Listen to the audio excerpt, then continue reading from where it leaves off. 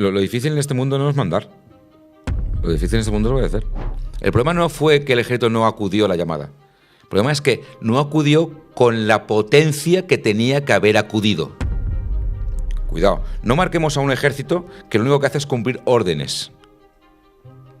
Pero en el minuto número 1, yo conozco a un piloto que estaba volando, rescatando gente del agua. Hemos perdido el norte. Pero el problema no está en nuestros jóvenes. Yo no veo un problema en nuestros jóvenes. Nuestro problema está en la forma de educar a nuestros niños, que son nuestros futuros jóvenes. Yo sí que creo que hay padres que verdaderamente maleducan, porque poniendo el ejemplo de el niño que está pegando balonazos a la puerta del garaje y le sale la vecina: niño, por favor, deja de darme balonazos a la puerta del garaje. Ese niño llega a su casa y le dice: papá, mira lo que me ha pasado con la vecina. Y llega el papá y le echa la bronca a la vecina en vez de tirarle de las orejas al hijo, ¿no? La unidad más pequeña de la vida es el binomio. ¿Qué es tu mujer? Tu binomio. Luego del binomio, que es tu mujer, aparece el pelotón, ¿no? Eres con tu mujer y aparecen 2 hijos más. Tienes la escuadra. ¿Instaurarías la mili ahora mismo? La mili, como estaba en ese momento, no. La mili, desde el punto de vista concepto servicio militar obligatorio, no. Ahora, yo implantaría un servicio obligatorio de disciplina castrense y gestión de emergencias, sí.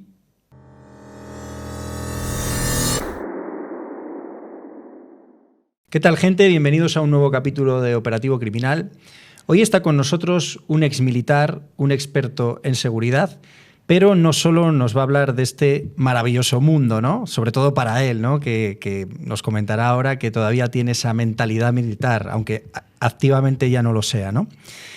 Hoy nos va a hablar de principios, valores y todos esos principios y valores adheridos a los más jóvenes y los no tan jóvenes.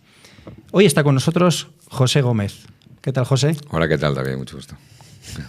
Un placer tenerte. Igualmente, gracias por invitarme. La verdad es que es un gusto. ¿Tienes esa mentalidad militar?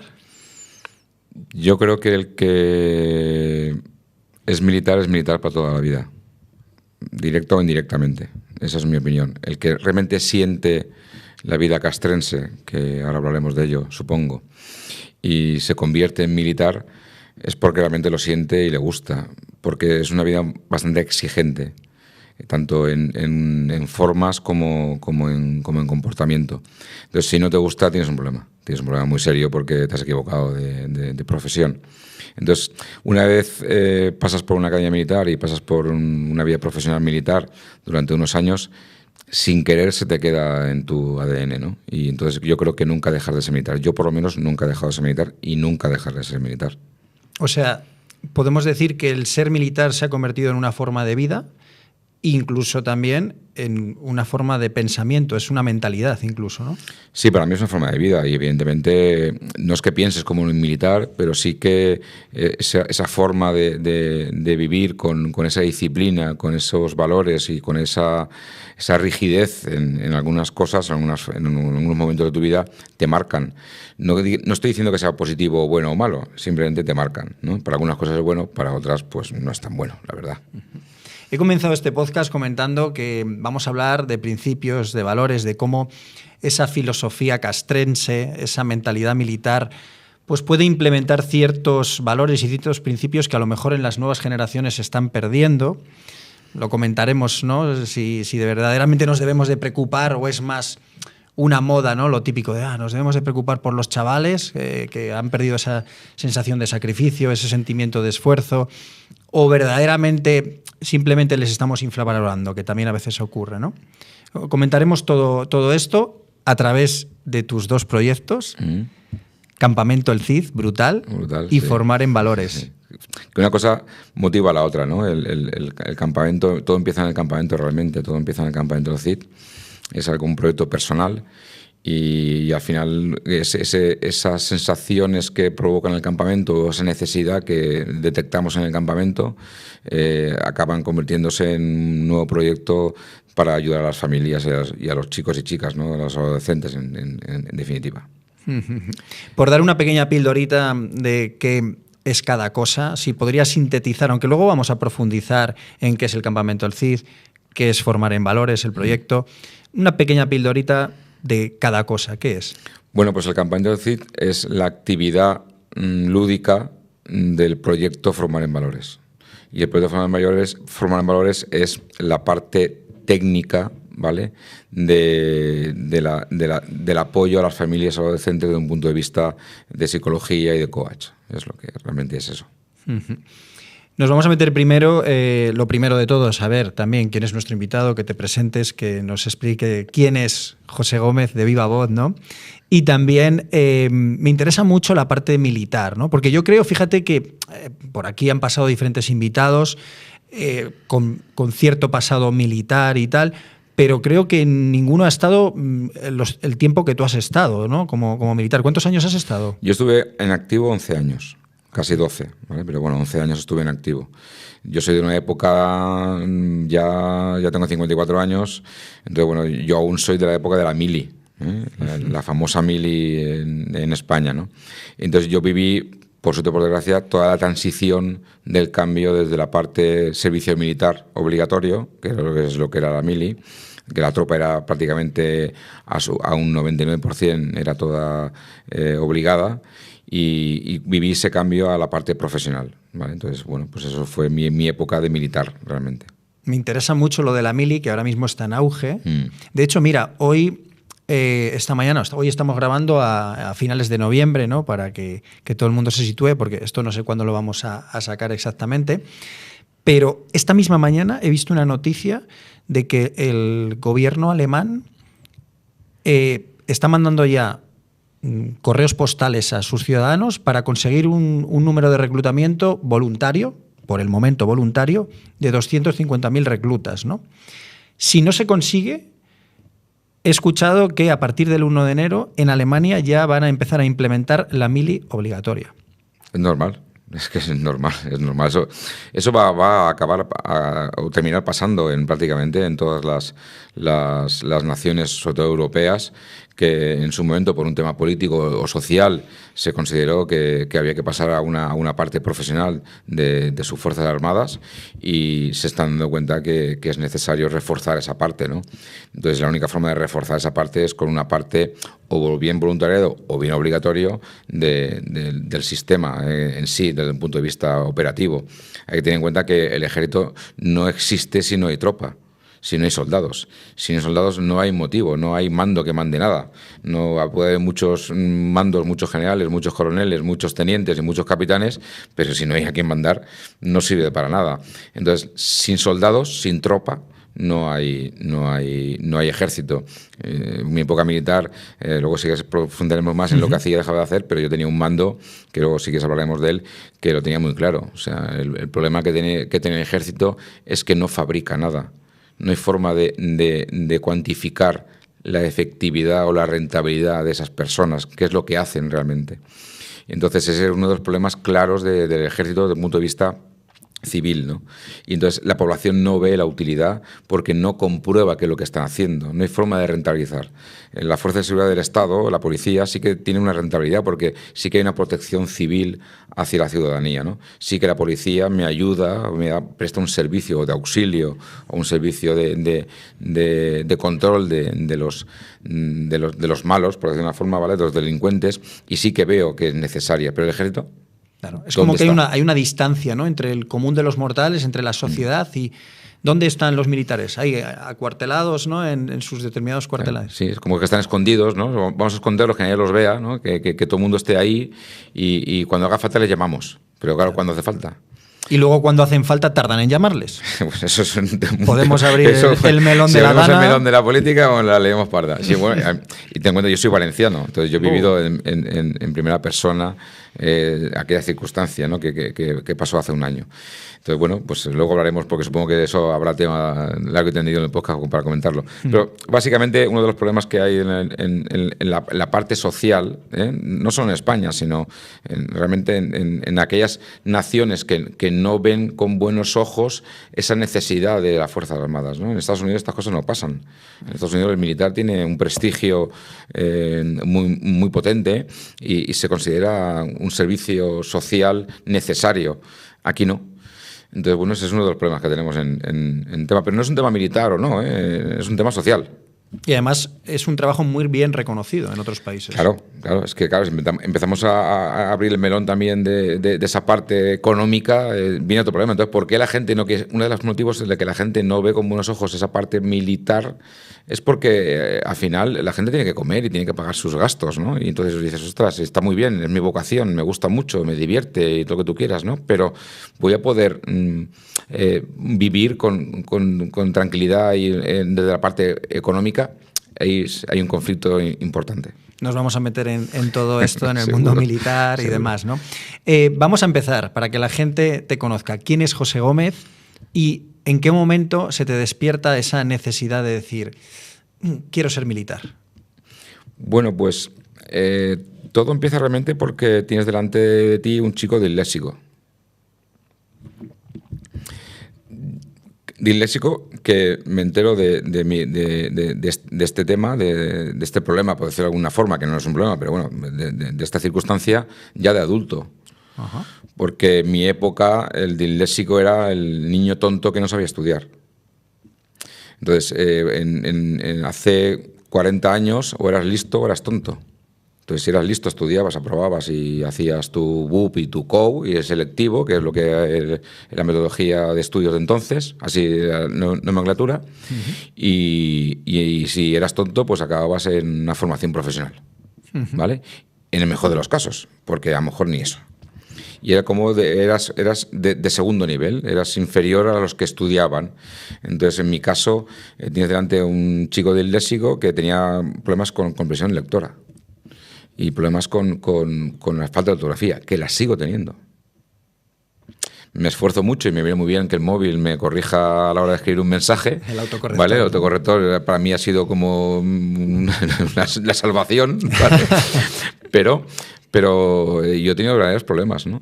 Entonces descubro por casualidad en el barrio una cosa que se llama los scouts, ¿vale? Y me acabo apuntando a los scouts.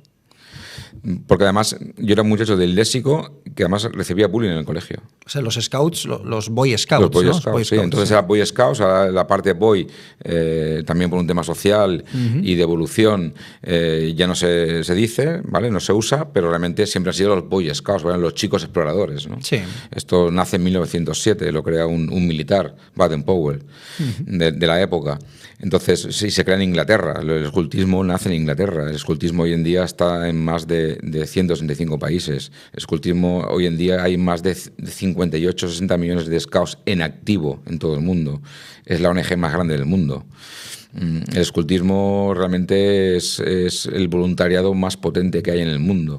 Entonces, todo eso es lo que yo descubro con 11 años. Y descubro que lo que no se me daba bien en el colegio, que era el estudiar, descubro la caballería, la cartografía, la orientación, el cómo hacer un fuego, cómo montar una tienda, cómo hacer una marcha. Y descubro esa parte de la naturaleza, integración en la naturaleza. Y se me da bien, ¿vale? Entonces paso de tener una carencia personal y mental de considerarme el tonto de la clase a destacar en un grupo scout desde el punto de vista técnicas de la naturaleza, ¿no? Y lo cojo con mucha fuerza y con mucha energía. Y claro, toda esa parte de cabullería, cartografía, orientación, supervivencia, ¿dónde puede terminar profesionalmente? Claro. En el ejército, ¿no? Entonces, pido a mi padre en su momento irme de voluntario al ejército con 17 años, porque entonces se podía ir voluntario. Sí. Y mi padre, muy sabiendo, me dice, mira, José, está muy bien, pero una cosa es la mili, otra cosa es el ejército y otra cosa son las películas americanas. Te estás viniendo arriba, ¿no? Claro, entonces, vamos a ver esto con un poco de perspectiva, ¿no? Estudia algo, sea lo que sea, por si acaso vas luego a la mili y no te gusta, y cuando vuelvas por lo menos tienes algo que hacer. bueno, pues y le hice caso, como había que hacer en su momento, ¿no? Obedecer. Y más en aquella época. Le hice caso, estudié delineación, fíjate, que nunca he trabajado de delineante ni he hecho nunca nada de eso. Estudié delineación, me saqué mi titulación en formación profesional en la FP de entonces y me fui a la mili, cuando me tocó. Y bueno, ahí caí yo en Fuencarral, en Madrid, en un cuartel de artillería, ¿vale? Pero bueno, la verdad es que desde allí le llamé a mi padre en una cabina, porque evidentemente ni móviles ni nada por el estilo. Le dije, papá, esto es lo mío, me quiero quedar. Bueno, pues hijo, haz lo que tú quieras. Qué bueno. Y a la semana siguiente le llamo y digo, papá, es que me voy a operaciones especiales. ¿Cómo? ¿Perdona? Claro, porque ¿dónde está la máxima representación de la parte SCAO, ¿no? ¿Dónde se hacen más cosas en la parte SCAO? Se hacen en unidades especiales, ¿no? En la brigada paracaidista, en la Legión, en operaciones especiales, ¿no? Entonces, bueno, pues yo pedí ir a operaciones especiales. Y estuve unos meses en operaciones especiales, al mismo tiempo que pedí la estancia para irme a la academia, porque era en aquella época, te hablo del año 1991, fue el primer año que se abrió la parte profesional del ejército a nivel tropa. Y se creó la primera academia de tropa profesional, que se creó en Rabasa, en Alicante. Y se empezó por el CEFIBE, ahora se llama CEFOT, pero antes era CEFIBE.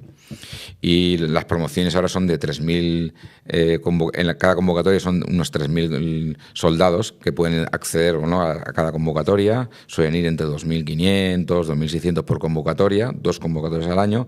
Y entonces era una convocatoria 100 personas. Para que veas cómo empezó todo esto, ¿no? Entonces no tiene nada que ver, Claro. ¿vale?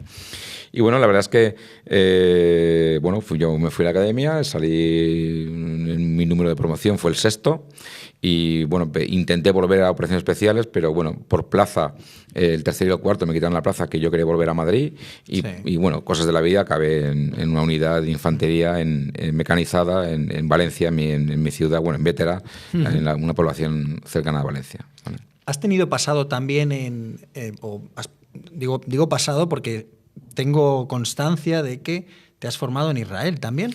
Sí, claro. Algo de esto me Sí, suena. yo tengo un curso de protección de autoridades en Israel, porque salgo de la academia, me voy a Vétera, me voy a infantería, a mecanizada. Yo soy siempre muy inquieto, lo sigo siendo, es algo que no puedo evitar dejar de ser, muy inquieto, muy emprendedor, con mucha ganas de hacer muchas cosas. Y yo en Vétera, en infantería mecanización, me aburría como las arañas. Entonces, busco hacia dónde puedo acercarme a nivel personal. Acabo, pues como con 20, 21, 22 años, pues yendo al gimnasio, poniéndome fuerte y por suerte o por desgracia me meto en el mundo de seguridad privada para hacer conciertos de seguridad en verano. En mis vacaciones, bueno, pues para ganar un pequeño sobresueldo me voy a hacer conciertos de verano de seguridad. Y me meto en el mundo de seguridad, me gusta, me apasiona, y entonces busco una alternativa dentro del ejército y pido cambio de destino a la policía militar. ¿Vale? Entonces yo estaba en Vétera, en una población en las afueras de Valencia, y acabo en lo que era entonces capitanía, porque entonces los cuarteles generales no existían como tal, eran capitanías. Pues las capitanías por regiones, habían... por zonas, el ejército estaba repartido por zonas, y entonces el cuartel general de cada zona se llama capitanía, que era capitanía general. Entonces pido cambio de destino y me voy a la capitanía general de la 3ª región del Levante, que era la que me tocaba a mí, y entonces entro en la policía militar. Y dentro de la policía militar, la unidad más operativa que había en la policía militar era la protección de autoridades, ser escolta, ¿vale? Entonces, como yo siempre he tenido un problema bastante serio por circunstancias de mi vida y siempre he intentado ser el mejor en aquello que he hecho, no sé si lo he conseguido o no, pero yo lo he intentado, bueno, pues el mejor curso, hago el curso de protección de autoridades a nivel nacional, que luego se compartía en aquella época con Guardia Civil. Hago el curso para poder estar de escolta operativo en la Policía Militar, en el cuartel general de Capitanía. Y entonces, después de hacer ese curso, yo busco algo más. Quiero aprender más, me apasiona, me encanta, me vuelve loco y quiero hacer algo más. O sea, eres muy autoexigente. Muy autoexigente, demasiado autoexigente. Sí, eso en algún momento de mi vida ha sido una carencia, no una virtud. Nada es suficiente, necesitas más, ¿no? Siempre intento ser el mejor. Yo intento ser el mejor siempre en lo que hago. No quiere decir que lo consiga, pero yo lo intento. Y en ese afán de ser el mejor, me entero de que hay 3 cursos a nivel internacional muy conocidos o muy famosos, uno en Estados Unidos, otro en Letonia y otro en Israel, de protección de autoridades, todos privados. Y el que más renombre tenía, y el que más nombre tenía, y el que más fama tenía era el de Israel, ¿vale? Que no es con el Mossad, es gente del Mossad que tiene academias privadas que lo que hacen es formar a gente por lo privado con las técnicas del Mossad, porque son realmente agentes del Mossad. Claro. ¿Vale? Y bueno, pues contacto con una de ellas y con un par de narices, por no decir 2 cojones, ¿no? Pues pido permiso al cuartel, porque para salir extranjero había que pedir permiso, pido permiso para hacer la formación y me voy a hacer esa formación a Israel, que me cambió la vida. Te hablo, yo tengo 54, fue con 24 años, hace 30 años. ¿Qué experiencia destacarías de todo aquello de Israel? Bueno, para mí fue un impacto importante en muchas cosas. Primero, en cultura. Ten en cuenta que yo, mi viaje más lejos que había viajado hasta entonces era ir a San Gregorio de maniobras, ¿sabes? Entonces, claro, ¿sabes? Entonces, yo no había viajado más allá de España, pues Teruel, yo soy de Valencia, pues Teruel, Aragón, en fin, San Gregorio, las unidades, ¿no? Había viajado muy poco. Sí, Madrid, pues las capitales, muy bien, pero no había viajado al extranjero. Era mi primer viaje al extranjero. Y me voy a Israel a un curso de habla hispana, que había traductores y demás de todo lo que es la formación, y me impacta mucho la cultura, me impacta mucho Israel, me impacta porque nosotros además convivíamos en un kibutz, porque Israel empieza cuando se hace o se convierte o la ONU monta el Estado de Israel, se empieza por kibutz, por kimunas, por comunidades, ¿no? Comunidades, ¿no? Un sistema de comunas. Entonces nosotros vivíamos en un kibutz. Toda la formación la recibíamos en las instalaciones, estaban dentro de un kibutz, ¿no? Entonces aquello me impacta mucho a nivel personal. Y luego la técnica de formación y la técnica en seguridad que yo recibo en ese curso no tiene que ver con la que yo recibí en España. Nada que ver, es nada que ver. Ni la forma de disparar, ni la forma de conducir, ni la forma de actuar, ni la forma de moverte, ni la forma de proteger al VIP, nada que ver. No estoy diciendo que no estuviera bien aquí, sino que era muy diferente. De hecho, mira, por aquí han pasado un par de invitados que han hecho formaciones a nivel de seguridad privada en Israel. También José Félix Ramajo. Sí, somos amigos. Juan Magüeso, otro compañero. Y todos destacan lo que tú estás diciendo, que también es verdad que en la época, es verdad que las cosas han cambiado, pero en la época, y esto además lo dijo el propio José Félix Ramajo, que en aquella época, digamos que el nivel de los cursos de formación que ofertaba en este caso Israel, con todo lo relacionado con esos instructores vinculados al Mossad y demás, estaba a otro nivel, a nivel internacional. Pero es verdad que esto lo dijo el propio José Félix, que ahora mismo, digamos que otros países se han equiparado y además ahora mismo ya lo que podríamos encontrar es nombre, ¿no? Por decirlo así, me explico. Es decir, que puedes encontrar cursos de la misma categoría en otros países, ¿vale? Ahora mismo, insisto, que en Israel. Me refiero a que en el caso de Israel ahora mismo siguen siendo referentes a nivel internacional, pero que ya hay otros países que han ido consiguiendo llegar a la altura, ¿no? Yo comparto 100% en la opinión de José Félix, ¿eh? O sea, en nuestra época, o en la mía, porque yo soy un poco más mayor que José Félix, pero no mucho más, pero un poco más mayor que José Félix, en nuestra época había mucha diferencia en técnica. Eso es. Y en medios. Mucha diferencia. Ahora no la hay. O sea, ahora el nivel, por ejemplo, que tiene España a nivel formativo y a nivel seguridad y a nivel policial, estamos a cualquier nivel de cualquier país. A eso me refiero. O sea, España está hoy por hoy considerada un nivel muy top a nivel policial. Pero aún así sí que se conserva el nombre de yo vengo de haber hecho una formación en Israel. Aún así se considera el nombre porque evidentemente la cultura influye a la hora de formar.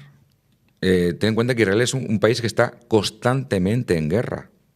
O sea, pero constantemente, ininterrumpidamente. Entonces, claro, por mucho que tú quieras, esa formación se aplica a sus técnicas, ¿no? Es cierto que, por ejemplo, aquí, desgraciadamente, por nuestras circunstancias en terrorismo, en la época de ETA, nosotros estamos a un nivel muy potente en tema terrorismo porque sufríamos constantemente la necesidad de estar al día en tema terrorista. ¿Por qué? Porque en nuestro país habían terroristas en activo. Entonces, claro, nuestro nivel de investigación, de protección, de trabajo antiterrorista es un nivel muy alto. ¿Por qué? Porque lo sufríamos. Totalmente de acuerdo. Es que no hay más, no hay que inventar esto, ¿eh? Esto es muy sencillo. Nos vamos a meter con tu vocación militar, ¿no? Tu esencia un poco castrense, ¿no? Que comentábamos.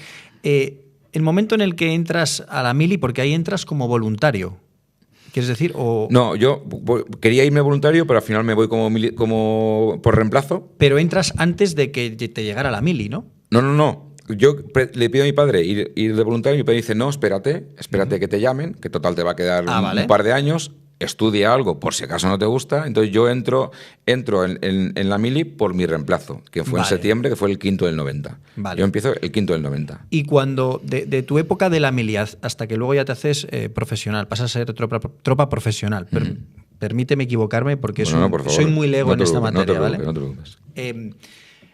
De tu época en la mili, ¿qué experiencia es la que más destacarías? ¿Cuál ha sido tu mayor aprendizaje de ahí? Mira, en la mili, por desgracia, se aprendían cosas también negativas aparte de las positivas, ¿vale? Había positivas, sí las había, por supuesto que las había. Pero había en aquella época más negativas que positivas. ¿Vale? Te encontrabas con gente de todo tipo, porque tú ibas de reemplazo y había gente de toda España. Incluso había gente que aún no sabía leer y escribir en aquella época. Hoy es impensable. Esto es impensable para nosotros. Había gente que no había visto nunca el mar, que venía de la parte interior del país. Había gente que no conocía la nieve. Entonces, porque a nivel logístico España aún tenía carencias. O sea, hay una reestructuración militar en el ejército a nivel nacional no solo por un tema económico, que también, sino por un tema logístico. Antes nos costaba cruzar España 24 o 48 horas desde Valencia o desde Rota hasta Santiago de Compostela, te costaba 3 días o 2 días en coche. Hoy no.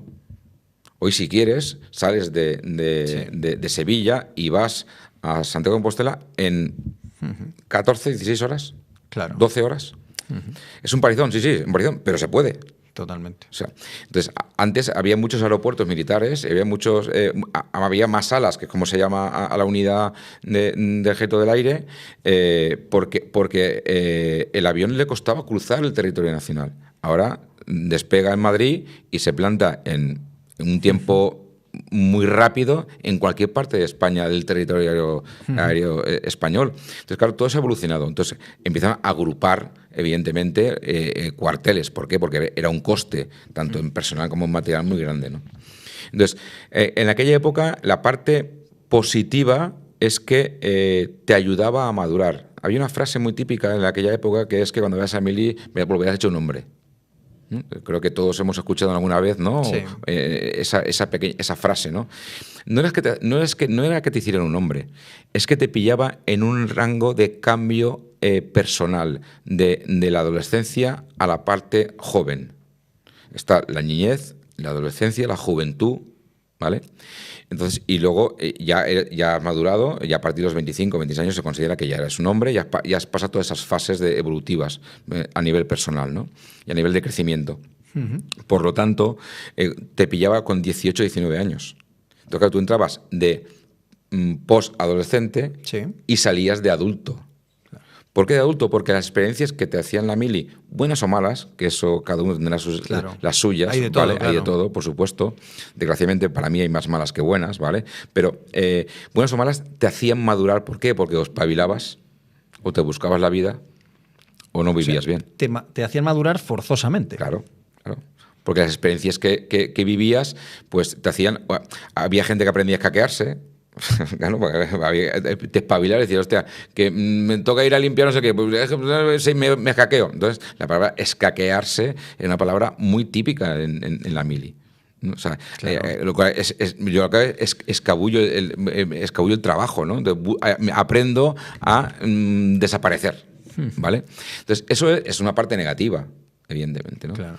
Pero había partes muy positivas. Había gente que aprendía a leer y escribir en el ejército. Había gente que sacaba el carnet de conducir en el ejército. Que en la calle no tenía posibilidades.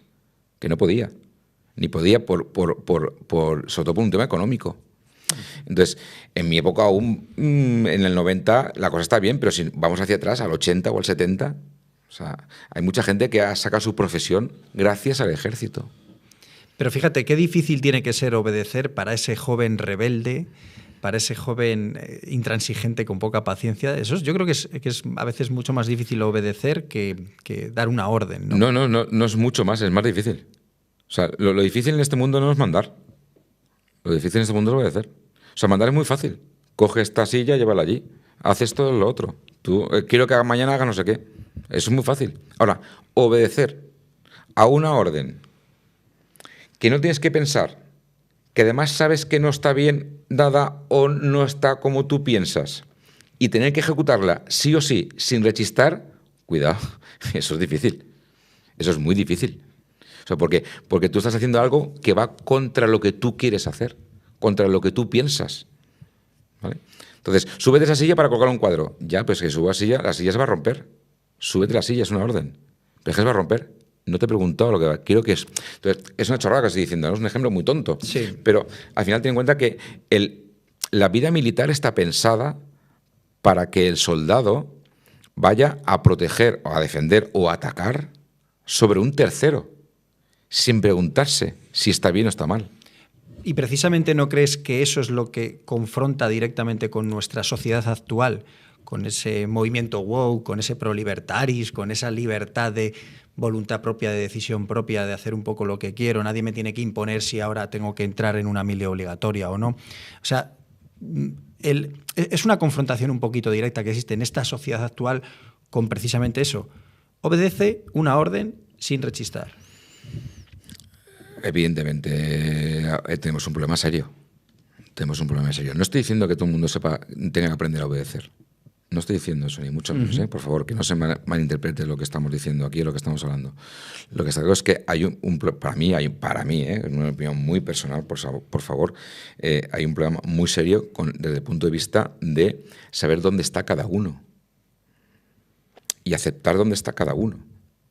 Por eso digo que es que a nivel social hemos perdido un poquito el respeto a... Lo voy a sacar un poquito todo esto para que se me entienda mejor lo que quiero decir. Lo voy a sacar del mundo militar a un mundo más civil, más social. Parece que se ha perdido el respeto al profesor, al padre, a la madre, al vecino que te regaña porque, hijo, no des balonazos a mi puerta del garaje, que me estás molestando, me estás despertando de la siesta.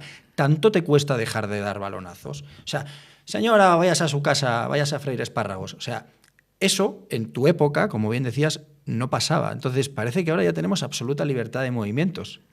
Mira, hemos pasado del bueno al buenismo. ¿Vale? Creo que no es que tengamos un problema, es que creo que hemos perdido el norte. Pero el problema no está en nuestros jóvenes. Yo no veo un problema en nuestros jóvenes. Nuestro problema está en la forma de educar a nuestros niños, que son nuestros futuros jóvenes. Entonces, el problema está en la educación. No estoy diciendo que se eduque mal, sino que hemos cambiado el modelo de educación. Hemos cambiado a proteger demasiado a nuestros hijos y a evitar que nuestros hijos sufran. Pero es que la única forma de aprender es sufriendo. La única forma de aprender es equivocándose. Un empresario es empresario cuando se arruina 2 o 3 veces. Lo siento mucho. ¿Estoy diciendo que con eso tienes que arruinarte? No estoy diciendo que tenga que arruinarse a nadie. No quiero que nadie se arruine, ni mucho menos. Sino que la única forma de aprender, desgraciadamente, es por prueba-error. Pero no ahora. De toda la vida ha sido así y seguirá siendo así. Pero es que yo sí que creo que hay padres, y perdóname que te quiera corregir, ¿no? Pero que lógicamente no es que te quiera corregir, es simplemente una diferencia de opiniones. Mira, yo sí que creo que hay padres que verdaderamente maleducan, porque poniendo el ejemplo de el niño que está pegando balonazos a la puerta del garaje, y le sale la vecina. Niño, por favor, deja de darme balonazos a la puerta del garaje. Y entonces el niño ahí lo que va a hacer, con su mala educación, porque le han formado mal en cuanto a esos principios y valores, en cuanto a su base educacional, lo que va a hacer es contestar a la señora. Y muchas veces lo que ocurre es que, y digo muchas veces, porque por aquí han pasado policías, han pasado otros invitados que nos cuentan experiencias que viven en la calle, y se encuentran con que ese niño llega a su casa y le dice: papá, mira lo que me ha pasado con la vecina. Y llega el papá y le echa la bronca a la vecina en vez de tirarle de las orejas al hijo, ¿no? Entonces, ahí yo sí que creo que directamente hay una mala educación por parte de los padres. O sea, yo soy mucho más drástico que eso y a veces digo una cosa que es un poquito salvaje, pero la siento, ¿no? O sea, deberían de darse carnés de apto o no apto para tener hijos. Bueno, ahora que has dicho eso, mira, un psicotécnico. O sea, igual que tú haces un psicotécnico para sacar el coche y saber conducir, ¿no? Y oye, soy apto o no apto, estoy en mis plenas capacidades, joder, un psicotécnico para saber si tú eres apto o no para educar. A lo mejor lo que necesitas es que te eduquen a ti primero para tener la capacidad de... Lo acabas de decir, David. Lo acabas de decir. Para un segundo. Mira, date cuenta. El problema no es ser apto o no apto... O sea, perdona, que que me he va. extendido. Me parece fantástico. Vamos a ver. El problema no está en apto o no apto. El problema es que no hay una formación para aprender a educar. Ese es el problema. Entonces, pero no de ahora, nunca la ha habido, ni nunca la... Es muy difícil esto es muy difícil. O sea, eso es cierto. Tú no puedes poner una asignatura en bachiller, ¿vale? Bachiller o en cuarto de la ESO, ¿vale? Una asignatura de cómo hay que educar a tus hijos cuando los tengas. Porque tú mentalmente no estás preparado para recibir esa formación. Entonces, no tienes madurez suficiente para hacer eso. Vale. Por lo tanto, ¿cómo se educa? ¿Cómo se ha educado siempre? ¿Cómo se sigue educando? ¿Y cómo se va a seguir educando? Por espejo. ¿Vale? Yo tengo una formación con mis padres, tengo una educación que he recibido en mi casa, mejor o peor, ¿vale? De un estilo o de otro. Entonces, ¿qué hago? Yo, cuando me toca a mí educar, cojo todo lo malo que han hecho mis padres sobre mí y lo borro. Cojo todo lo que yo creo que debo hacer para que no me pase lo que me ha pasado a mí y lo aplico. Pero eso es una aplicación responsable de la educación. Hay gente que ya sabes que lo replica hasta lo malo.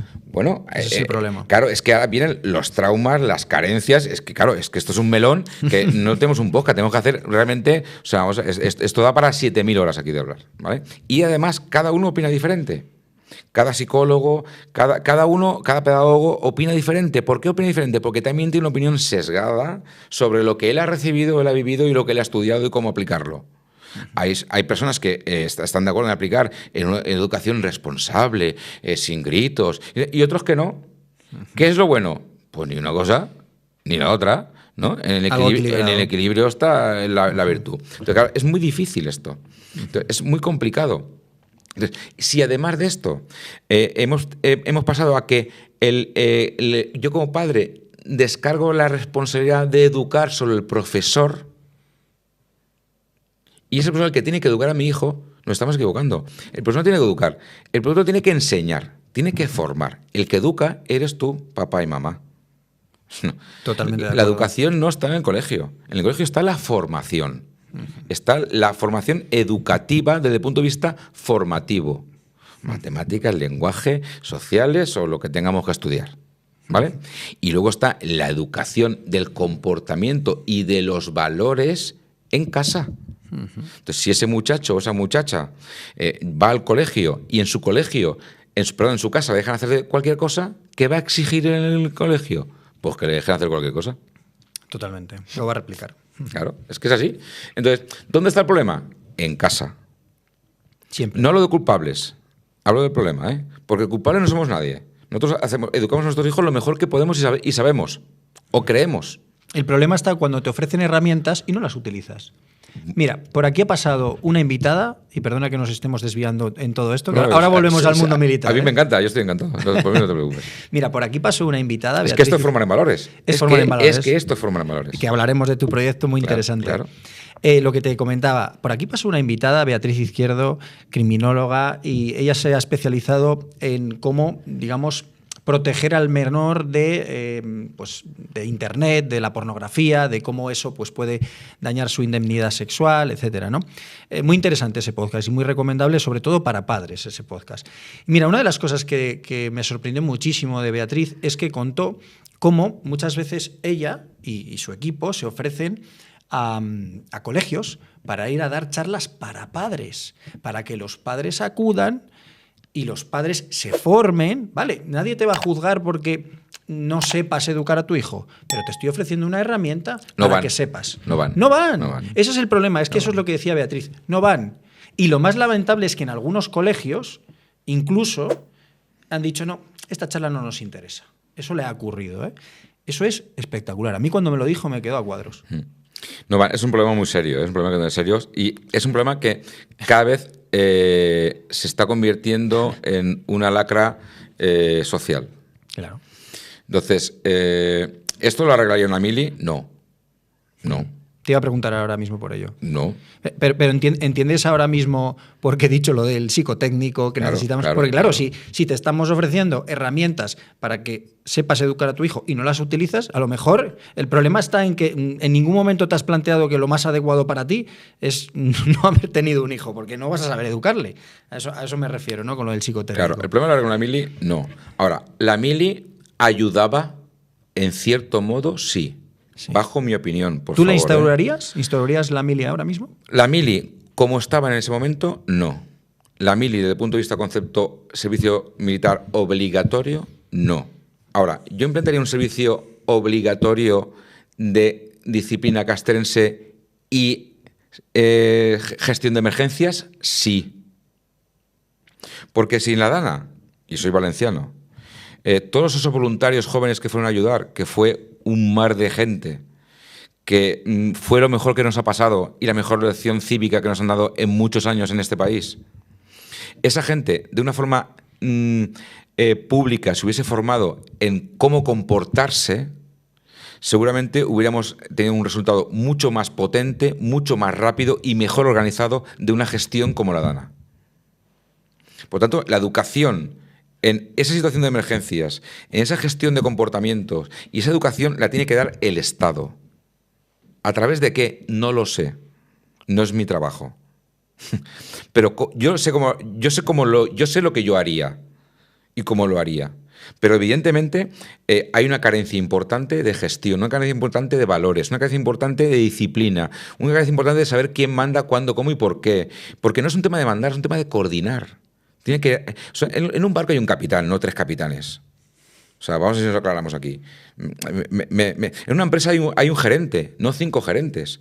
Hay un gerente y 5 directores generales. Vale por departamentos, pero en cada departamento hay un director, no hay 3 directores. En un departamento de recursos humanos hay un director de recursos humanos, no hay 3 directores de recursos humanos, hay uno. ¿Por qué? Porque nos cuesta tanto aplicar lo que sabemos que funciona a nuestra vida cotidiana. Jolín, si solo hay que copiar y pegar, ¿sabes? ¿Me entendéis? Entonces, claro, yo montaría un servicio militar obligatorio desde el punto de vista militar, desde el punto de vista armamento, no. Porque diferenciemos entre castrense y militar, por favor. Es que no tiene nada que ver. Es que el militar es militar cuando se le da la herramienta. El fontanero cuando le damos la llave para apretarla. Si no, no es fontanero. Entiende de fontanería. El electricista sabe de electricidad, sí, pero es electricista cuando coge unos alicates y corta el cable. El cirujano es cirujano porque tiene el bisturí. Si no, ¿qué es? Médico. El abogado no es abogado, no, ha estudiado Derecho. Cuando se pone la toga y hace su máster de abogacía, entonces se colegia y entonces, si ejerce, es abogado. Pero si no, no. Ha estudiado Derecho. Totalmente de acuerdo. Entonces, para mí esto es lo mismo. Entonces, en el ejército, el castrense es la disciplina castrense. Entonces, yo cuando le doy la herramienta, que es el arma de fuego, un fusil, una pistola, un carro de combate, un helicóptero, esa es su herramienta, el piloto, la herramienta es el helicóptero de combate o el helicóptero de evacuación, me da igual, es una herramienta. Entonces es cuando le podemos llamar militar. Si le quitamos toda esa herramienta, no es un militar. En resumen, implementarías una formación necesaria con ese fondo, con esa filosofía castrense. Claro. Pero filosofía castrense porque es la que nos va a ayudar a estructurar la disciplina del comportamiento en emergencias. No porque quiero implantar ni políticamente ni socialmente un criterio, sino donde hay mucha gente, hace falta organización. Y está archidemostrado que la mejor organización del mundo hace cientos de miles de años es la castrense. Vamos a ver, hola, si es que no estoy inventando nada. ¿Me entiendes? O sea, que los romanos, ¿no? Los árabes, es que vamos a ver, si es que solo hay que leer un poco de historia, si es que no hay que hacer los tercios de Flandes, vamos a ver, es que solo hay que leer un poco de historia. Entonces solo hay que tener un poco de cultura. ¿Qué falta? ¿Qué falta? Falta bastante, ¿no? Bueno, eso que... pasaste de hacer la mili y luego ya pasaste a ser tropa oficial, has dicho, ¿no? No, o sea, tropa profesional. Tropa profesional, perdóname. Ya te digo, perdóname, No, soy muy lego con te esto. Te voy a ayudar ¿vale? con eso, no te preocupes. Entonces, pasas a formar parte ya profesionalmente del ejército, Eso ¿no? es.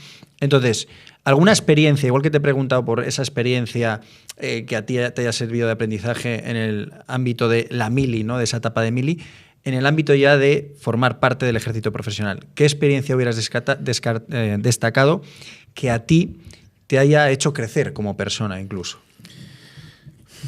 He tenido muchas experiencias positivas, muchas.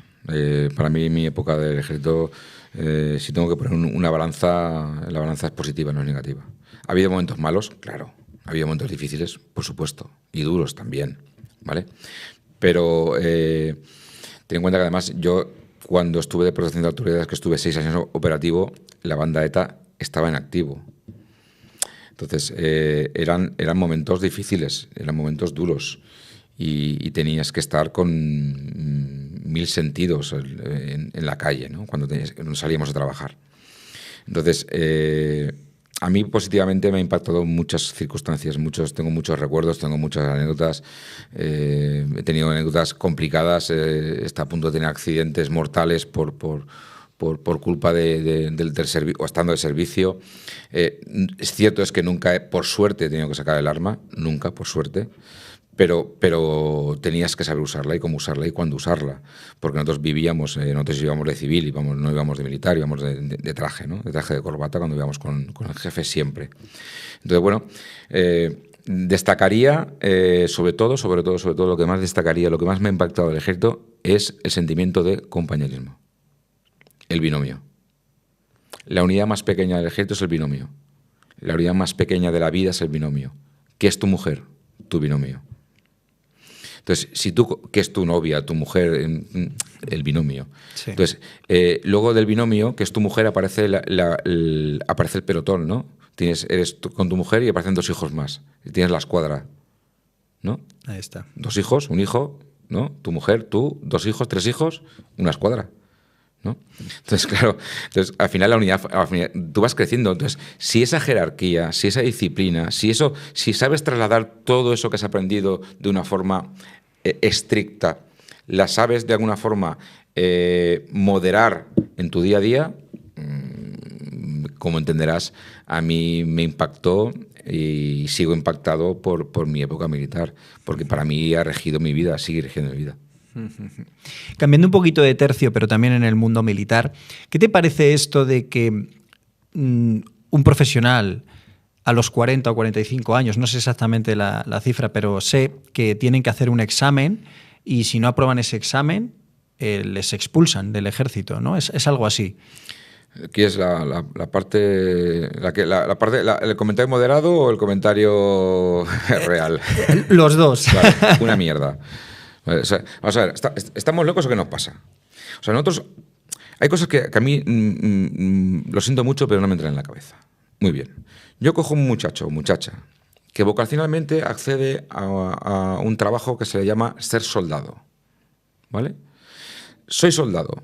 El ejército, que nos equivocamos, que es tu bolsillo y mi bolsillo. Pues el ejército son impuestos, el dinero sale de los impuestos. Vamos a ver, no me estoy inventando nada. O sea, el ejército no tiene una caja de hacer billetes, ni hacer dinero. El ejército recibe unos presupuestos y con esos presupuestos los gestiona. Vale. Eso es. De nuestro dinero, el dinero de todos los españoles y españolas. Entonces, vamos a ver, por favor, con mi dinero llega un señor o una señora a un sitio que se llama soldado. Le pagamos una formación durante 4 meses. Le pagamos otra formación en la unidad durante X meses más. Y entonces ya es soldado profesional, en activo y operativo. Perfecto, muy bien. Y tiene hasta los 45 años. ¿Por qué? Vamos a ver. O sea, yo sigo pagando... O sea, ¿en qué empresa del mundo entra un empleado a trabajar y a los 45, que es cuanto más dinero he invertido en él, cuanto más rentable es, cuanto más sabe de la empresa, cuanto más sabe hacer su trabajo perfectamente durante tantos años, va y lo he hecho? Vamos a ver. ¿Estamos locos o qué nos pasa? ¿Y por qué? O sea, ¿por qué crees que ocurre esto? Bueno, hay una razón, ¿vale? Hay una razón, en teoría, desde el punto de vista militar, razonable, ¿vale? Estaba buscando una palabra que encajara, razonable. Sí.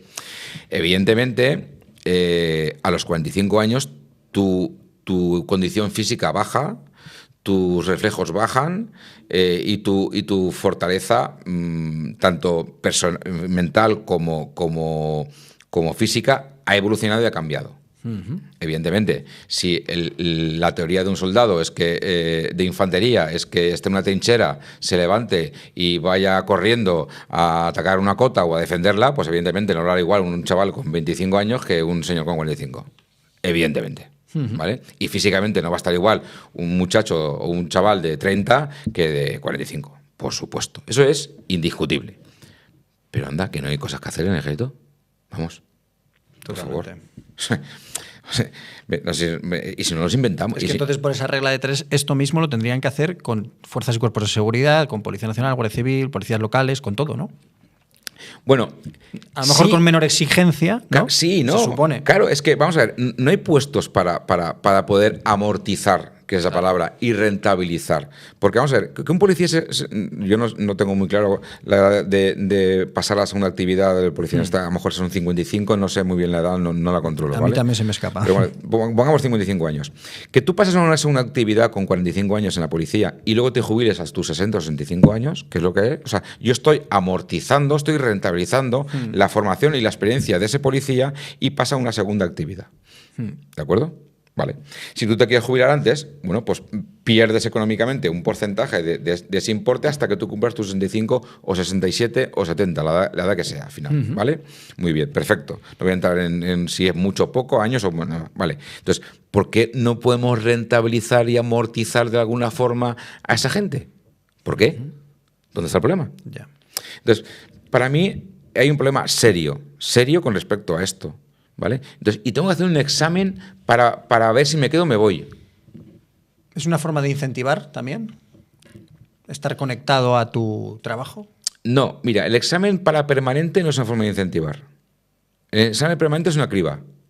O yo lo veo así. ¿Vale? El examen para ascender a cabo es incentivar. El examen para ascender a cabo primero es incentivar. Y el examen para ascender a cabo mayor, que es el último empleo de la tropa, es incentivar. Entonces, yo si estoy motivado y me quiero incentivar y quiero progresar a nivel personal y profesional dentro de la empresa, que es el ejército, entonces yo me preocupo en estudiar para evolucionar. Igual que un policía que se hace oficial, o se hace subinspector, o se hace inspector en la Policía Nacional. Y así en la Guardia Civil, pues puedo el curso de cabo de la Guardia Civil y luego acabo de sargento o me hago oficial. Perfecto, eso es porque tú tienes inquietudes profesionales de evolucionar y crecer como persona y como profesional dentro de tu empresa, que es el ejército, la Guardia Civil, la policía, bla, bla, bla. ¿De acuerdo? Pero hacer un examen para ver si me quedo o me voy, perdona, es que no. O sea, he valido durante 20 años y ya tengo que hacer un examen para ver si valgo más. ¿Qué tontería es esta? Sí. Entonces, también es cierto que tiene otra connotación real desde el punto de vista de estructura, ¿vale? No todo el mundo puede ser cabo primero, no todo el mundo puede ser sargento, no todo el mundo puede ser oficial, teniente, o no todo el mundo puede ser general, porque es una estructura jerarquizada. Entonces, porcentualmente necesito un porcentaje de soldados, que se me da un porcentaje de sargentos, o de cabos primeros, o de sargentos, un porcentaje de tenientes, un porcentaje... Es así, porque es una estructura jerarquizada. Es perfecto. Pero no hay trabajos para hacer. Dentro del ejército, no hay trabajo para hacer dentro del Estado. Vamos a ver. Claro. O sea, que nos hemos gastado durante 20 años en un señor o una señora dinero de los contribuyentes para enseñar a hacer algo.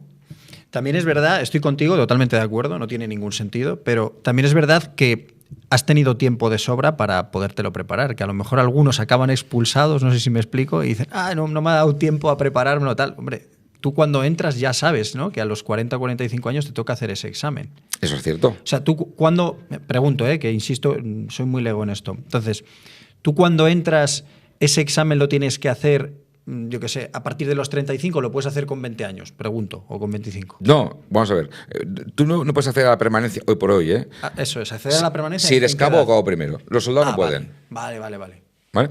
Y es cierto, tú cuando entras, tú entras sabiendo cuál es el recorrido. Entonces, que no nos engañemos. Una cosa es que a mí no me parezca bien lo que están haciendo y otra cosa es que la gente proteste y se queje de lo que ya sabe que va a pasar. Eso es lo que quiero decir. Entonces, porque si al final has dejado que pase, la culpa es tuya, no del Estado. Porque has tenido tiempo de sobra como para ascender a cabo, para ser cabo primero, o no, o sí, y para estudiar permanencia. Entonces, o para opositar a Guardia Civil, a Policía Nacional o a lo que tú quieras, o a bombero. Entonces, el problema no es del Estado, el problema es tuyo. Hay que separar esto desde el punto de vista comentario, ¿no? o opinión. Una cosa es que me parezca mal lo que hace el Estado con ese tipo de gente, ¿vale? O ese tipo de profesionales, ¿vale? Y otra cosa es que el profesional no sepa lo que hace, dónde va y lo que tiene que hacer. Entonces, si tú eres un vago campeón, ¿sabes? Y si es un dejado, eres un dejado. Ya está. Cada uno es responsable de sus actos. Evidentemente, por supuestísimo, ¿vale? Ahora, desde el punto de vista social y estructural, desde el punto de vista empresarial, ¿es una mala gestión de los recursos humanos? Por supuesto. Esa es mi opinión. Entonces, ¿está bien gestionado los recursos humanos? No. El humano, no es recurso, el humano se gestiona mal su tiempo cuando no... por supuesto también. O sea, la culpa es del humano, por supuesto, porque ha tenido tiempo de sobra, ha tenido medios, le han dado oportunidades para que al final se quede en la empresa si es lo que quiere. Entonces no te quejes, ¿no? Has hablado antes de vocación, que no tiene sentido, ¿no? Cuando alguien entra con toda esa vocación, hace toda esa trayectoria profesional y a los 40 o 45 años tal vez se vaya a ir, ¿no? Pero la pregunta es, ahora mismo, en el año 2025, ¿crees que la gente está entrando por vocación o simplemente para conseguir un salario básico? Bueno, pues hablaremos de porcentajes, ¿vale? Yo creo que hay un 40%, quizá un poco menos, ¿vale? Un 30%, 30-40%, vamos a poner un 40%, que entra por vocación, que son los que acaban siendo permanentes. Porque sí que saben a lo que vienen y sí que quieren ser lo que vienen a ser. O permanentes o suboficiales u oficiales, porque hay unas plazas especiales de convocatoria interna para la tropa para que acceda a las oposiciones de suboficial o de oficial. Por tanto, no solo es que entras de soldado y voy a quedarme de permanente de cabo toda mi vida. No, si quieres sí, si no, no. O sea, oportunidades, el ejército, oportunidades te da.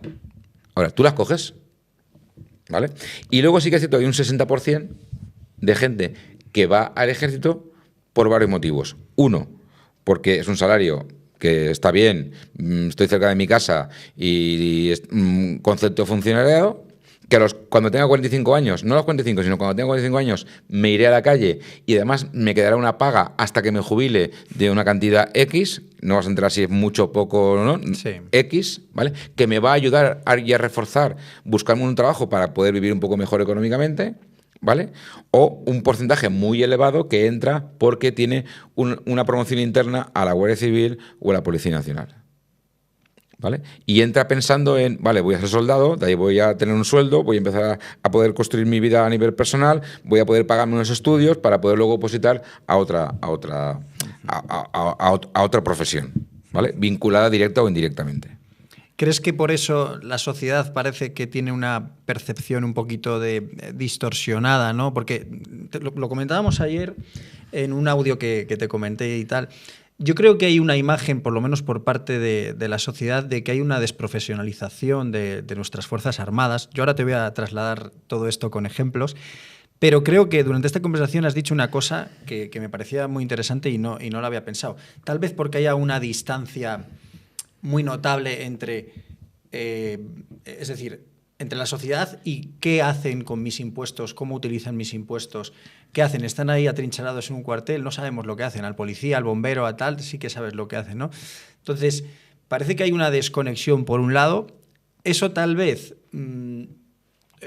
te dé por pensar, pues tal vez no se están utilizando bien mis impuestos, ¿no? Luego, cuando se tienen que utilizar, como lo de la Dana, y podemos abrir el melón de la Dana, no se utilizan, llegan tarde, había militares deseando trabajar y no se les llamaba a tiempo. Y luego también porque creo que tenemos esa percepción de que se ha perdido la vocación. Se ha perdido la vocación. Yo te voy a poner un ejemplo. Mira, yo hago kickboxing y tengo compañeros con los que bueno, muchos de esos compañeros son militares. No voy a decir dónde están para no ponerles en ningún compromiso, pero ellos mismos, o sea, mi propio profesor ha estado en las GOES, es cinturón negro de no sé cuántas artes marciales, es una bestialidad el tío, ¿no? Y entonces él me llega y me dice, claro, es que yo voy al cuartel y a veces propongo dar clases, ¿no? Y tienen que ser voluntarias. Y la gente no se me apunta. Pero coño, que sois militares. ¿Cómo no se apunta a nadie de forma voluntaria? Entonces, eso ya me sorprende, que no se apunte la gente. Y luego una crítica que ellos mismos hacen es la de, esto está lleno de mandos. Esto está lleno de mandos. O sea, parece que la tropa se está desprofesionalizando y aquí lo único que importa es llegar al puesto, al mando y tal. No sé si tú compartes todo esto o no. Mira, comparto y te voy a explicar ciertas cosas que quizá te van a hacer cambiar un poco la mirada. Mira, en mi época ibas a la mili, ibas al ejército forzadamente, ¿vale? Y sobre todo en los años 95, 96, 97, 98, se ganaba más dinero en la obra que en un ejército. Y luego vino la crisis. Y entonces se ganaba más dinero en el ejército que en la calle, porque no había trabajo. ¿Vale? Entonces, claro, al final el ejército, como tal, ha sido un recurso económico en momentos duros económicos. Entonces las plazas se llenaban. Claro. O se vaciaban en función de la parte económica. Porque el que no tiene vocación, que es lo que hemos hablado antes, busca el recurso económico. No busca lo que me gusta hacer. Claro. ¿Vale? Eso por un lado. Por otro lado, hay unidades y unidades. Tú vas a una unidad de brigada paracaidista y tu profesor de kickboxing va a la unidad paracaidista y dice, doy clases gratis de kickboxing y tiene que ir 7 horas al día porque tiene cola. Estoy de acuerdo. Porque son unidades donde el espíritu y donde la vocación sale por las orejas. Porque no sale por las orejas o tienes un problema serio. Porque te van a reventar. Es cierto eso.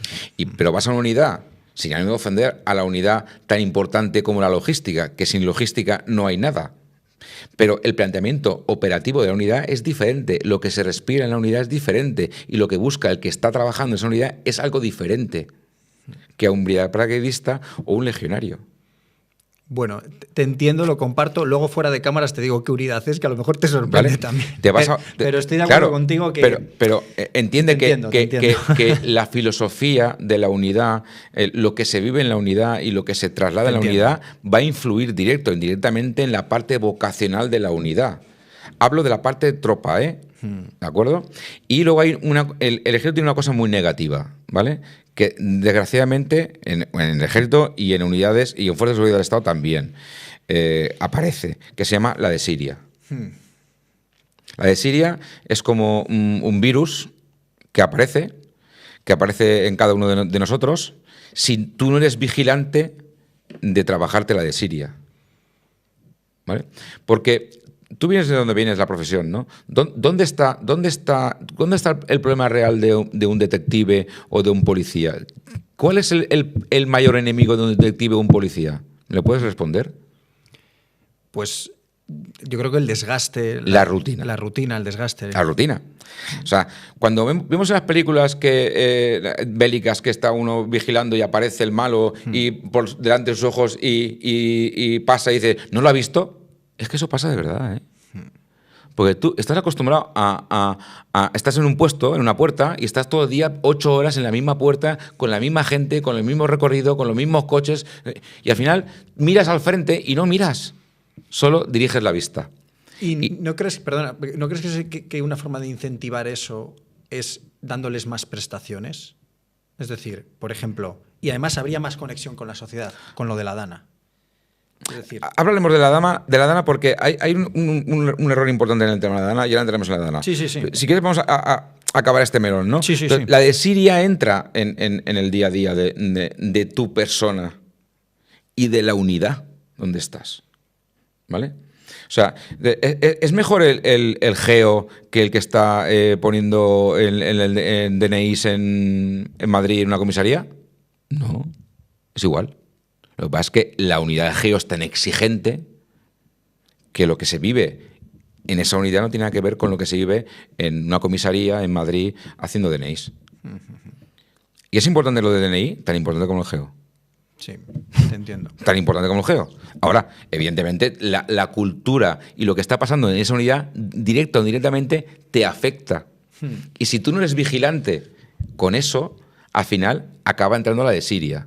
Está claro que la desidia juega un papel importante. Este ejemplo que he puesto de mi profesor del kickboxing, además lo sé porque él ha estado en unidades de este tipo, unidades especiales, y sé que no pasa en cazadores de montaña, sé que no pasa en la Legión, sé que no pasa en brigadas paracaidistas y demás, eso lo sé. Pero también te digo que te sorprendería en la unidad en la que está, que no es puramente logística, ¿vale? Y creo que hay un poco bastante de ausencia de vocación, pero si es que ellos mismos lo sienten, ¿no? Y sobre todo la crítica esa de que aquí está todo lleno de mandos, ¿no? Pero bueno, eso es una crítica generalizada en todo el ejército. Pero eso de siempre. Pero eso pasaba hace 20 años, 30, 40, 50 y pasará dentro de 10, 20, 30 y 50. Porque es así, porque la gente lo que más nos divierte en nuestro país es protestar. Nos encanta protestar. Eso es verdad. O sea, vivimos de la protesta. O sea, ¿por qué los sindicatos están llenando de gente? Porque nos encanta protestar. O sea, Palestina, protestamos. Israel, protestamos. Todo nos encanta, da igual, elige una cosa, nos encanta protestar. Elige el tema que quieras. Nos encanta protestar. Nos divierte protestar. Entonces dices, jolín, entonces claro, te vas a un sitio como este, te vas a una unidad, te pones gente, ¿qué haces? Esto es una mierda. Y esto, fíjate tú, y es que el capitán, es que el sargento, es que... ¿De verdad? ¿Por qué no te miras a ti mismo? Mírate tú primero. ¿Qué haces tú por la unidad? ¿Qué haces tú por tu trabajo? ¿Qué haces tú por tu día a día? Entonces el problema no es el sargento, ni el teniente, ni el capitán, ni el general. El problema eres tú, amigo. Eso es cierto. Perdona. Es que me echan a los 45. No, no te echan. Tú te vas. No, me echan. No, es que no has hecho nada. Tú ya sabías el primer día que te ibas a los 45 años. Perdona. Entonces el problema es que el ejército... No, el ejército no hace nada. El ejército lo único que hace es ponerte medios. Y te los pone por la cara. Vamos a ver, si los estamos pagando todos. Entonces, eres tú el que no has sabido aprovechar mis recursos. Entonces, claro, cambiamos la tortilla de la versión, ¿vale? Entonces, ¿estoy de acuerdo con los 45? Escucha, si eres el de la desidia, si has venido aquí a joderme mis impuestos, cuanto antes te vaya mejor. A los 45 no, a los 30. Totalmente de acuerdo. Claro, ¿a qué has venido? ¿A qué has venido de ejército? Pero eso se podría solventar con cursos de reciclaje. Pero que esto te lo traslado a cualquier fuerza de cuerpo de seguridad del Estado. Cursos de reciclaje obligatorios para mantener conectado al personal. Pero, escucha, pero si pasa en la Renault, o sea, si pasa en la Ford, si pasa en el Corte Inglés. Vamos a ver, que todos en el Corte Inglés están motivados por trabajar en el Corte Inglés, pues habrá un porcentaje de los empleados del Corte Inglés que pasa en Mercadona. Que todos los reponedores de Carrefour o Mercadona, vamos a ver, pasa en todos los sitios grandes, donde hay mucha gente. Al final hace falta una gestión castrense con un trabajo de motivación en la empresa. Llámese Ejército, Carrefour, Mercadona o Renault. Me da igual. Entonces... Estamos abriendo y cerrando todo el rato el melón de la Dana, ¿no? Claro, sí, eso es cierto. Entonces, volviendo al tema este de la Dana y sobre todo para buscar esa conexión entre sociedad y mundo militar, ¿no crees que si le damos más prestaciones, más utilidad a nuestras Fuerzas Armadas, existiría una conexión mayor? Es decir, que directamente, bueno, es que abrimos el melón de la Dana y evidentemente, precisamente por el reino de taifas en el que vivimos, con 17 comunidades, 17 bueno, reinos que hacen un poco cada uno lo que quieren, ese conflicto con gobiernos centrales y demás, al final provocó lo que provocó, que todo fuera descoordinado, se tardara en llegar y demás, ¿no? La cuestión es... No lo comparto como tú, ¿eh? ¿No lo compartas? No, te voy a explicar. Te voy a hacer un inciso ahí y ahora sigues. Sí. Vamos a ver, yo tengo amigos, Cuéntame. yo tengo amigos en la UME. ¿Vale? En el minuto número 1 de la tragedia, el helicóptero de la UME estaba en el aire. Minuto número 1. No te lo hago 24 o 48 horas. El problema no fue que el ejército no acudió a la llamada. El problema es que no acudió con la potencia que tenía que haber acudido. Cuidado, no marquemos a un ejército que lo único que hace es cumplir órdenes. Pero en el minuto número 1, yo conozco a un piloto que estaba volando, rescatando gente del agua. Lo que pasa es que, claro, eran 2 helicópteros. Claro. Contra una extensión kilométrica imposible de Hombre, está claro, pero hubo una descoordinación. No, claro, hubo una falta de puesta en marcha de recursos. Eso es. Y después vino la descoordinación. Vale. Primero hubo una falta de puesta en marcha de recursos lo más rápido posible. Isofacto, ¿no? ¿Por qué? Porque sí, a las 48, 72 horas empezó a aparecer gente. Pero claro, es que tenía que haber gente de toda España. Entonces, nos pilló tan de sorpresa a todos. Yo, por suerte, yo tuve mucha suerte. Yo vivo en Valencia y me tocó la parte de Valencia que estaba seca. Pero yo tengo familia directa que estaba en Paiporta, que fue el epicentro. Entonces, claro, o sea, ellos sentían que no llegaba nadie. Ya, es que fue tan descomunal que mover a tanta gente era muy difícil. Pero el ejército estuvo operativo en minuto número 1. 1, ¿eh? Pero ¿no crees que debería de ser? Está claro que hubo un error de coordinación después, posterior, como acabas de explicar. Sí, pues fue un desastre. Un desastre, pero probablemente no es un hecho que por ese conflicto gobierno central y los reinos de taifas que comento, ¿no?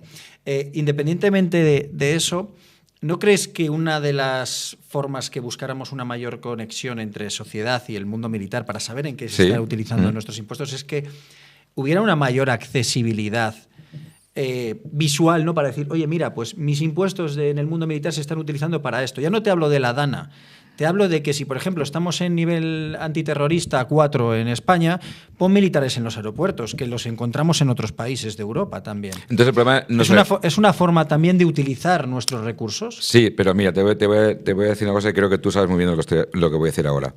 El problema no está en nuestro ejército, ni tampoco está en la sociedad. El problema está en las normas.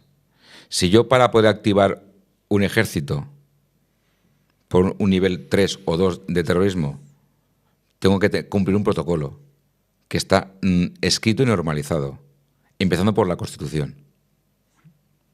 Entonces, claro, si queremos que eso sea así, habrá que cambiar la Constitución.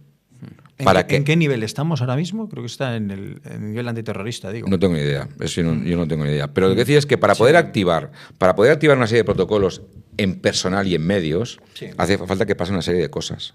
Y esas cosas están escritas hace mucho tiempo. El problema es que como están escritas hace mucho tiempo y no se han revisado, seguimos trabajando con cosas de hace mucho tiempo. Y ahora cuando necesitamos que algo funcione mañana, no podemos, porque la propia norma no me deja hacerlo. Entonces, hola, Tierra llamando a Marte.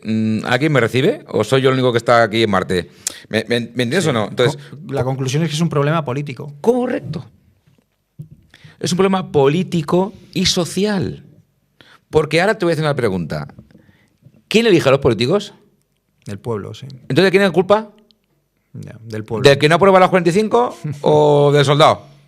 Ya. Vamos a ver. Si seamos consecuentes con nuestra propia vida. Está claro. O sea, vamos a ver, por favor lo pido. O sea, y yo estoy de acuerdo, o sea, mi condición política aquí es lo de menos. Lo que quiero decir es que nos encanta dos cosas, ¿vale? Criticar y no hacer nada. Sí, totalmente. Claro, tenemos lo que nos merecemos. Claro. Vale, entonces, pero hay cosas que cambiar, muchas cosas, pero claro, darle la vuelta a todo eso no es tan fácil. ¿Y cuándo se empieza a dar la vuelta a esas cosas? Desgraciadamente, cuando la gente muere. Desgraciadamente. Y eso es así. O sea, ¿cuándo nos hemos dado cuenta de que hay que poner una luz con un sistema GPS para que nos localicen cuando hay un accidente? Cuando han muerto no sé cuántos por culpa del puto triángulo. Ni antes ni después. O que la luz de LED no existía hace 5 años y hace 10. Existía igual.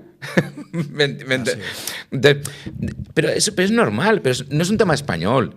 Está en España y donde vayas, porque es un tema que no es tan fácil, no es tan fácil hacer las cosas. Es muy difícil hacer las cosas. Entonces la gente, cuando hay un problema, enseguida salimos a la calle, fíjate, porque nos encantan 2 cosas, ¿eh? Recuerda, criticar y no hacer nada.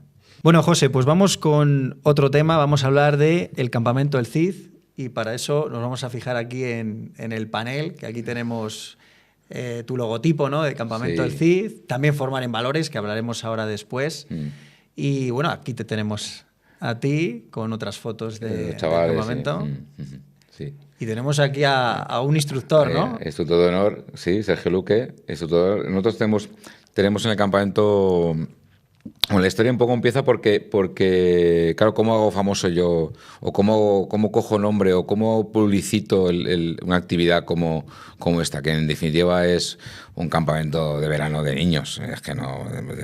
Porque yo realmente lo que he hecho es copiar el formato Boy Scout, los Scouts, que donde yo me he criado, de donde yo vengo, que he estado 40 años de Scout en activo, más de 40 años en activo, y cojo la parte castrense y la uno, ¿no? Uno la parte Scout con la parte castrense, ¿no? Eso realmente es el campamento CID, no tiene otra cosa. Y poco el nombre viene porque, claro, ¿qué nombre le pones tú a un campamento que no lo signifiques a nivel político, que tenga un nombre que es complicado, porque, ¿vale? Un poco para evitar, porque ya solo con el uniforme, ya sin querer, estás marcando una línea, porque la gente somos muy tontos y pensamos que la uniformidad es algo de un lado o de otro de color de políticamente hablando y no tiene nada que ver, pero bueno. Y entonces, bueno, pues al final acaba el CID. Y entonces, ¿cómo convierto, cómo hago famoso, cómo hago que la gente me conozca? Entonces, nosotros, por nomenclatura y por temática, los monitores le llamamos instructores, ¿vale? Y los instructores que estamos operativos durante todo el campamento recibimos un refuerzo de un instructor de honor. Entonces me invento instructor de honor. La nomenclatura es para nosotros, ¿no? ¿Y quién es el instructor de honor? Son aquellas personas de una forma directa o indirectamente vinculadas a la temática que estamos trabajando o hablando, que vienen un día al campamento a contar sus experiencias o a enseñar a los chicos y chicas sobre lo que ellos saben de una forma externa, ¿vale? Entonces le llamamos instructor de honor. Entonces buscamos por Instagram, que hoy en día es el canal comercial más grande que hay, ¿vale? Buscamos personas que quieran venir al campamento de una forma voluntarios, porque todos en el campamento somos voluntarios. El campamento CID no es un negocio, ni lo va a ser nunca, y el campamento CID es todo lo que se hace es voluntariado, y lo que los padres pagan del campamento es el coste del propio campamento, la comida, la ropa, en fin, todo eso. Pero cuando dices que no es un negocio, entonces ¿cómo se sustenta, interpreto económicamente? ¿Que con patrocinios? O... No, se sustenta con el coste del campamento. Vale. Los padres pagan el campamento, actualmente está en 997 euros, con todo incluido, excepto las botas y las linternas, todo lo demás está incluido, y entonces los padres pagan eso. Y eso es realmente el coste del campamento. Pero cuéntanos un poco más. Es decir, estamos hablando de un campamento donde los chavales están allí con esa filosofía castrense. Estamos hablando de un campamento para adolescentes de 12 a 18 años, ambos inclusive, ¿vale? Porque esa es la época de adolescente más potente, ¿vale? Estamos hablando de un campamento que evidentemente es mixto, ¿vale? Un campamento que además, mientras que el participante hable y entienda el castellano o el español, puede venir, me da igual que venga de Latinoamérica, que venga de Bélgica o que venga de Estados Unidos, me da igual de dónde venga, o como si viene de Sudáfrica, me da igual, nos da igual. No, estamos abiertos a cualquier persona o participante que quiera acudir al campamento, pero evidentemente la formación que va a recibir y lo que se va a hablar allí es español o castellano, y tiene que entender lo que estamos hablando. No hacemos inversión en inglés ni nada por el estilo, ¿no? Ni tenemos un traductor para la gente que no habla nuestro idioma. Entonces, eso es necesario, pero lo demás nos da igual de qué nacionalidad vengas, porque este año, por ejemplo, han venido una chica de Alemania, 2 de Oslo y uno de Estados Unidos. Pero claro, son hijos de españoles que viven fuera en el extranjero, ¿no? Entonces, claro, nace pensando en cubrir una necesidad. ¿Qué necesidad? La necesidad de recuperar una formación en valores y una formación en disciplina. Esa es realmente así nace el campamento CID. Entonces, ¿qué pasa? Que ha ido evolucionando con el tiempo, ¿vale? Porque nosotros este 2025 ha sido nuestra 4ª edición. En el 2022 empezamos con el campamento del CID en Sigüenza, siempre lo hacemos en Sigüenza y siempre del 3 al 15 de agosto. Siempre la primera quincena de agosto. Que estén muy atentos todos los padres, ¿no? Ahí que quieran sí. mandar a sus hijos a formarse en valores. A formarse en valores, efectivamente. ¿Vale? Entonces, es del 3 al 15 de agosto y vienen muchachos y muchachas de 12 a 18 años. ¿Por qué? Porque a partir de 18 ya de una forma madura mentalmente cambia la mentalidad y las formas, ¿no? Y a partir de 12 es cuando realmente el muchacho entra, ya prácticamente empieza a entrar en la adolescencia. Entonces, los que hay otros campamentos parecidos al nuestro o similares, llámalo como quieras, que sí reciben muchachos más jóvenes o más pequeños, pero nosotros creemos que no vale la pena. Yo creo que te has quedado corto con los 18. Algunos lo necesita hasta los 25 o los 30. Bueno, mi mujer dice que el hombre, no la mujer, el hombre envejece, no madura, ¿no? Y es cierto, ¿no? En algunos casos es cierto, en otros no sé, pero en algunos sí. Entonces, bueno, es cierto que la edad jugar un poco con esas edades y que es la parte más dura de la evolución. El cambio más evolutivo a nivel personal y mental en nuestra vida de seres humanos está en la adolescencia. Ahí es donde a nivel hormonal y a nivel mental todo se forja y todo cambia. Y esto, si no lo sabemos acompañar bien, crea problemas. Pero yo creo que la madurez plena es más tardía. La madurez plena en todos los tanto hombres y mujeres. A nivel oficial, desde un punto de vista mental, está a partir de los 25. Eso es. O sea, a partir de los 25 años ya uno está, en teoría, deja de ser joven y empieza ya a ser maduro, ¿vale? Entonces, está de 0 a 8 es niño, de 8 a 16, 17 más o menos a la preadolescencia, la adolescencia y la posadolescencia, y luego ya de 19 a 25, bueno, pues es la juventud. Y a partir de 25, 26 ya dejas de ser joven y entonces ya eres maduro, ya es un hombre o una mujer. Me sorprende que me has comentado que hacéis un campamento senior también. Sí, hay un campamento senior. ¿Cómo va esto? Por esto empecé un poco jugando. Pedro Hidalgo, que es el director del campamento senior, que desde aquí le doy un abrazo, que para mí es como un hermano, que es un loco de la vida, le encanta todo esto. Él es profesional, es entrenador físico profesional y luego además tiene una escuela de supervivencia, técnicamente es muy bueno y a nivel también con la contención de hemorragias y demás es muy operativo, es una persona muy operativa, físicamente está hecho un toro y entonces y técnicamente ya digo que para mí es el mejor de España, ¿vale? Él dice que no, pero yo digo que sí. Qué bueno. Y entonces él empezó colaborando en el campamento junior, ¿vale? El primer campamento en el 2022 éramos 14 niños y niñas, 14. Y él aún así vino a dar una pequeña formación de supervivencia con los muchachos. Y a partir de ahí recibíamos muchos mensajes y para mayores no hay, para mayores no hay, y algunos padres, oye, a mí me gustaría también hacer algo para mayores. Y entonces al final él me propuso hacer un campamento para senior, que es de 19 en adelante sin límite de edad. ¿Vale? Hay gente que viene con 60 años que está más fuerte que tú que yo, ¿eh? O sea, increíble. Hay gente muy pirada en esta vida. Y entonces, hay de 19 en adelante y son 8 días. Es del 8 al 15 de agosto. ¿Vale? Porque los que vienen senior no vienen realmente a recibir una formación en disciplina. El que viene a un campamento como el nuestro viene a aprender técnicas. Claro. Entonces, esa parte formativa castrense en el senior es muy leve. Claro. En nuestro campamento, por lo menos. En otros campamentos no sé, pero en el nuestro es muy leve. Nosotros, la parte castrense es muy light. Nos ayuda realmente a organizar disciplinadamente al muchacho y a la muchacha. Muy rápidamente, porque ten en cuenta que viene gente de toda España. Gente que no se conoce. Y en 13 días tienes que hacer cosas. Entonces, los primeros 3-4 días son los más duros para ellos, para los juniors, porque es cuando entra el tema del saludo, el firmes, el descanso, el hablar de usted, porque todos nos hablamos de usted, ahí nadie nos tuteamos. Qué bueno.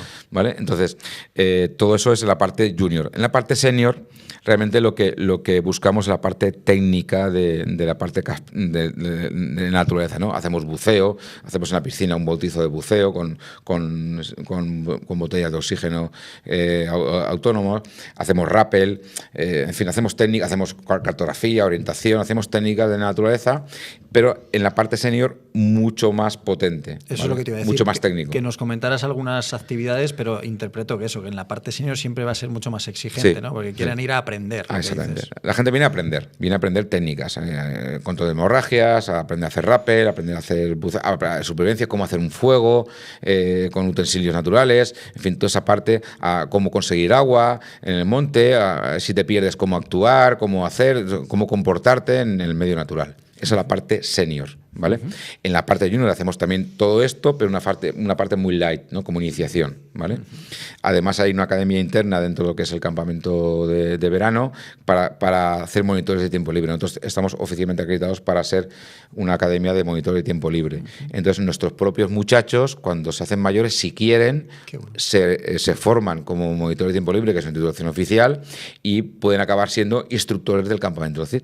¿Vale? Entonces yo como yo me lo como, yo me lo guiso, como Juan Palomo, ¿vale? Entonces yo estoy ahí en esa retroalimentación. Y Sergio Luque, Juanma García, Pincho, gente que ha pasado por aquí por tu podcast y que seguro que seguirán pasando, Julio de la Iglesia, Sergio Villar, mucha gente, Auri Cross, conocida en redes, Aurora, en fin, hay muchos que el Búnker, Antonio Sanz, que es marino, toda esta gente son instructores de honor que participan en el campamento un día si quieren y pueden. Evidentemente es voluntariado y hay gente que puede y gente que no.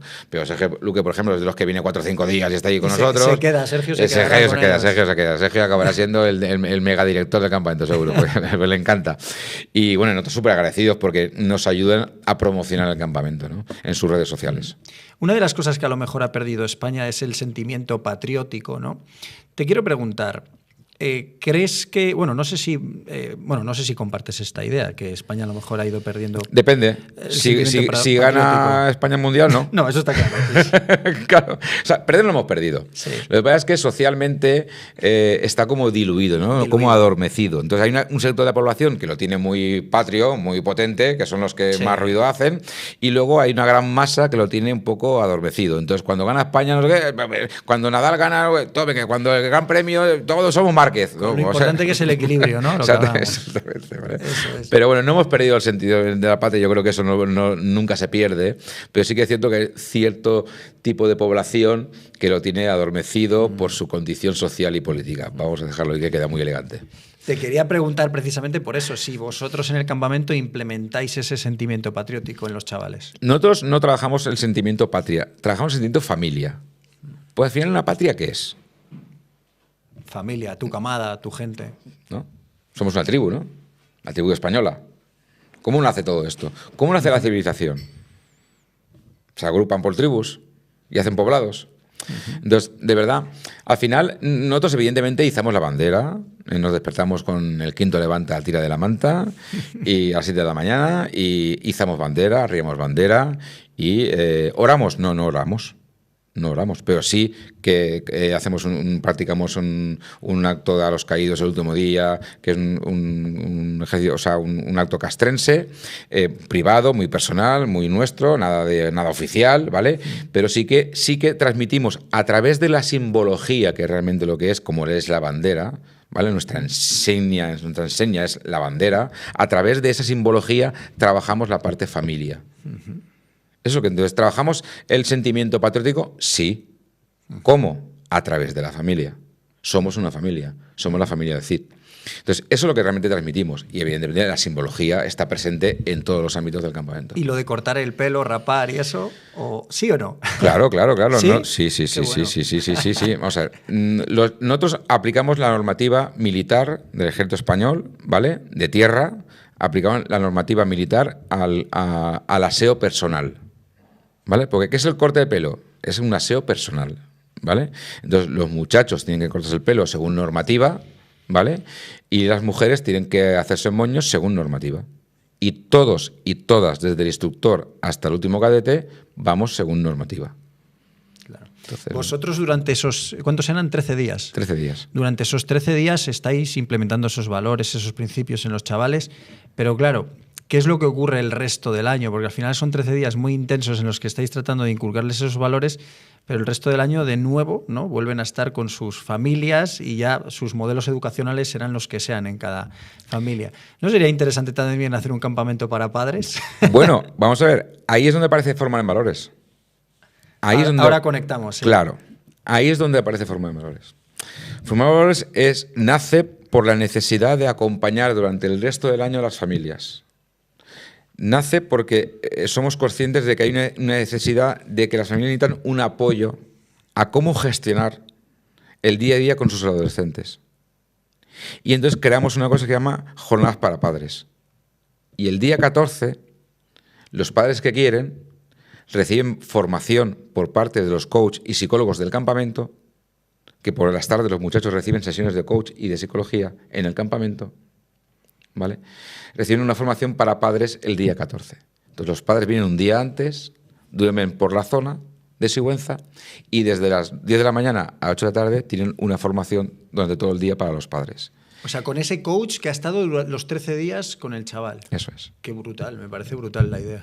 Y durante el año, si los padres lo necesitan, nos llaman y les damos un servicio de apoyo durante el resto del año a las familias que necesitan ese apoyo con sus hijos. Entonces, claro, nosotros nos conocen. O sea, ha habido padres, ha habido madres que me han llamado, José, no puedo con mi hijo porque fíjate, no sé qué, pásame tu hijo. A ver, tú, Mendrugo, vamos a ¿por qué no estudias? ¿Por qué no te...? Entonces, claro, esa interactuación ya nos conocen, ya saben quién es quién y cada uno tiene el rol. Entonces, y en función del tema, en función del problema, en función de las necesidades, pues un instructor u otro instructor apoya a través de formar en valores. Y esto, evidentemente, tiene un coste, que nosotros, evidentemente, tiene un coste muy económico, pero lo tiene, porque nosotros usamos nuestro tiempo para sus necesidades.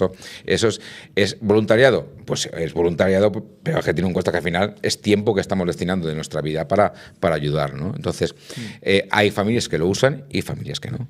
Si quieres o puedes compartir un poco esto, ¿no? Es decir, ¿qué perfil de chaval es el que os entra, de joven, de hombre, de mujer joven que os llega? Es decir, ¿es ese perfil conflictivo tipo el programa de Pedro García Aguado? ¿O se entra simplemente el chaval que quiere pasar una parte de su verano con vosotros? Tenemos 3 perfiles diferentes, ¿vale? Tenemos el perfil del muchacho o muchacha que sueña o piensa o le gustaría ser militar o policía, ¿vale? Entonces viene a probar si ese tipo de pensamiento o ilusión va con su creencia. Esos son los que más disfrutan en el campamento, ¿vale?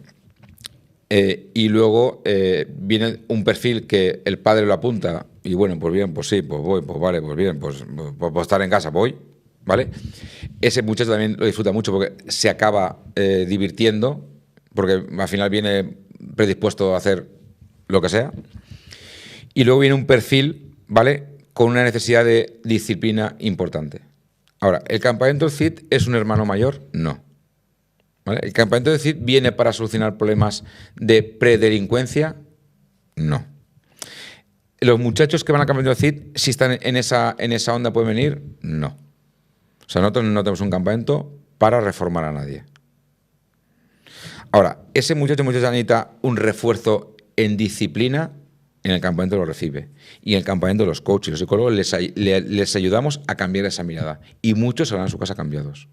Pero interpreto que sí que os habrá entrado alguno que ya haya tenido... Tenemos piratas, sí. Claro. Sí. Tenemos piratas, sí. Es muy difícil tenemos piratas. Claro, es muy difícil de controlar. Tenemos piratas. Hay algunos que son bucaneros y otros que son piratas, pero tenemos un pequeño elenco de muchachos y muchachas que son para invitarles a un par de cosas, ¿vale? Pero mira, en 4 años solo, y ha sido este año 2025, solo ha habido un muchacho que le hemos invitado a que se vaya. Y lo invitamos a que se fuera el día 14. O sea, nosotros intentamos que todos los que en el campamento, sean mejores o peores a nivel disciplinario, empiecen y terminen el campamento. ¿De qué me vale de que el día 5 tenga un pirata y llame a su padre y venga y se lo lleve? Claro. Entonces, ¿ya que he venido aquí? ¿A solo quedarme con los buenos? y no con los malos? No, mi trabajo es potenciar las virtudes de los buenos y trabajar las carencias de los malos. Y entiéndase malo como aquel muchacho o muchacha inquieta o más inquieto de lo normal que necesita un refuerzo conductual. Pero no hay ningún niño ni niña malo, ¿eh? No hay malos. No hay gente que... O sea, el muchacho o la muchacha adolescente lo que se encuentra es perdido. No sabe cómo hacerlo. Y a veces las compañías, tanto familiares como en el colegio, como en su zona, en su barrio o en su pueblo, son las que le están influyendo a hacer ciertas cosas que no tienen que hacer. Ese perdido es el que nosotros intentamos que coja otra vez el camino. Pero poco más. Conectando con el proyecto Formar en Valores, que también anuncia, ¿no?, que tienes es un podcast, ¿no? Hoy por hoy es un podcast, empezó así, llevamos un año haciendo, 9 meses haciendo un podcast muy interesante que a todo el mundo en YouTube le aconsejo que nos siga y que vea nuestro podcast porque son psicólogos y pedagogos, o sea, es un podcast muy técnico, enfocado a la adolescencia, muy técnico que da muchas herramientas, participa y crea mucha herramienta. Este podcast esa marca va a terminar este 2026 en hacer un posgrado especializado para coach para profesionales. Qué bueno. Acreditado por una universidad. Pero estamos trabajando en ello. Entonces, no sé si en febrero, marzo o abril, por ahí va a ser, ya saldrá a la luz, ¿vale? Pero estamos trabajando, estamos recopilando, estamos trabajando en recopilar a ese cuadro docente para poder tener una formación especializada para profesionales. ¿Y esos coaches que asisten a los niños durante el resto del año también pueden asistir a personas adultas? El coach está enfocado para el adolescente. Nosotros trabajamos para el adolescente. El adulto, el que viene el senior, no tiene ese servicio de coach. Eso es lo que te iba a decir. ¿Los senior tienen ese servicio? No, pero sí que es cierto que el senior recibe una transformación mental en el campamento. No solo trabajamos la parte física, sino también la parte mental. El campamento de CID trabaja la parte mental tanto en adolescentes como en adultos. Porque si no está bien arreglada la parte mental, no puedes hacer nada en tu vida. Entonces, el adolescente necesita tener bien la salud mental para poder focalizar hacia dónde quiere ir, lo que tiene que hacer. Y el adulto tiene que tener sana la parte mental para poder trabajar hacia dónde quiere ir y hacia dónde quiere evolucionar. Es necesario. Y esa parte también se trabaja en el senior. Por ir cerrando un poquito todo esto, y ahora ya nos vamos a meter con el caso real de investigación privada, te quiero preguntar, o básicamente si puedes sintetizar o elegir, más bien elegir, dentro de todos los valores que son necesarios en todos los chavales, ¿cuál crees que sería el más imprescindible dentro de, no sé, lealtad, disciplina, constancia, no lo sé? ¿Cuál crees que es el más necesario para que se puedan desarrollar de la forma más óptima posible? El respeto. Si yo no me respeto a mí mismo, no puedo respetar a los demás. Y si no respeto a los demás, no puedo esperar que me respeten. El respeto. Sí, señor. Sí, señor. De hecho, está muy conectado porque hoy quería contar ahora ya me voy a meter en el caso real, ya estamos terminando, y voy a contar un caso real de investigación privada que yo he vivido a lo largo de mi trayectoria profesional como detective. Y el respeto está muy conectado a la lealtad y, en consecuencia, a la fidelidad. Voy a contar un caso donde la infidelidad es protagonista. Hace mucho que no cuento un caso de infidelidad. Y los detectives, pues, muy al contrario de lo que se cree la gente, que se creen que los detectives solo hacemos bajas laborales e infidelidades. ¿Qué es lo que más hacemos? Bajas laborales sí, porque España actualmente está viviendo una lacra social brutal con el absentismo laboral, pero infidelidades no. Infidelidades hacemos muy pocas, cada vez menos, ¿no? Entonces, voy a contar este caso, José, voy a contar un caso en el que, bueno, fue brutal porque creo que, fíjate, en todos estos años te diría que ha sido la infidelidad que más me ha sorprendido porque fue una triple infidelidad. O sea, en 1 año y medio nuestro investigado desarrolló 3 infidelidades con 3 personas diferentes. O sea, fue brutal. Te cuento, mira, a nosotros nos contrata una mujer que nos cuenta que está muy preocupada porque su pareja le puede estar siendo infiel y demás. Está casada con él desde hace ya años, tienen 2 niñas en común y nos cuenta que, bueno, pues sospecha desde hace tiempo que o bien a la salida del trabajo o bien en momentos en los que está en el trabajo a la hora de comer, pues puede verse con alguien. Claro, yo le pregunto, bueno, ¿y en qué trabaja este hombre? Y me dice, nada, mira, mi marido, mi pareja, pues trabaja en una cafetería al lado de una gasolinera y es el camarero, trabaja de hostelero. Y entonces, claro, yo sospecho que allí se puede estar viendo con alguien. Vale. Digo, bueno, pues entonces vamos a centrarnos en esos puntos de control más relevantes, que son horarios de comida, ¿no? Que a lo mejor cuando descansa pues puede verse con alguien, o a las salidas de su puesto de trabajo. Vale, bueno, pues montamos el operativo, la vigilancia y seguimiento, vamos por allí y el primero de los días le vemos salir, cierra la verja de la cafetería, se va para casa sin problema. Segundo de los días, cierra la cafetería, se va para casa sin problema. Bueno, no había nada extraño. Entonces, a nosotros nos gusta ser eficaces y óptimos. Es decir, oye, no vamos a estar echando aquí horas y días cuando esto no está siendo productivo, ¿vale? Y entonces le dije, dime los momentos, porque no era siempre, ¿no? Dime los momentos en los que se puede quedar a comer por ahí y demás y que no va a casa.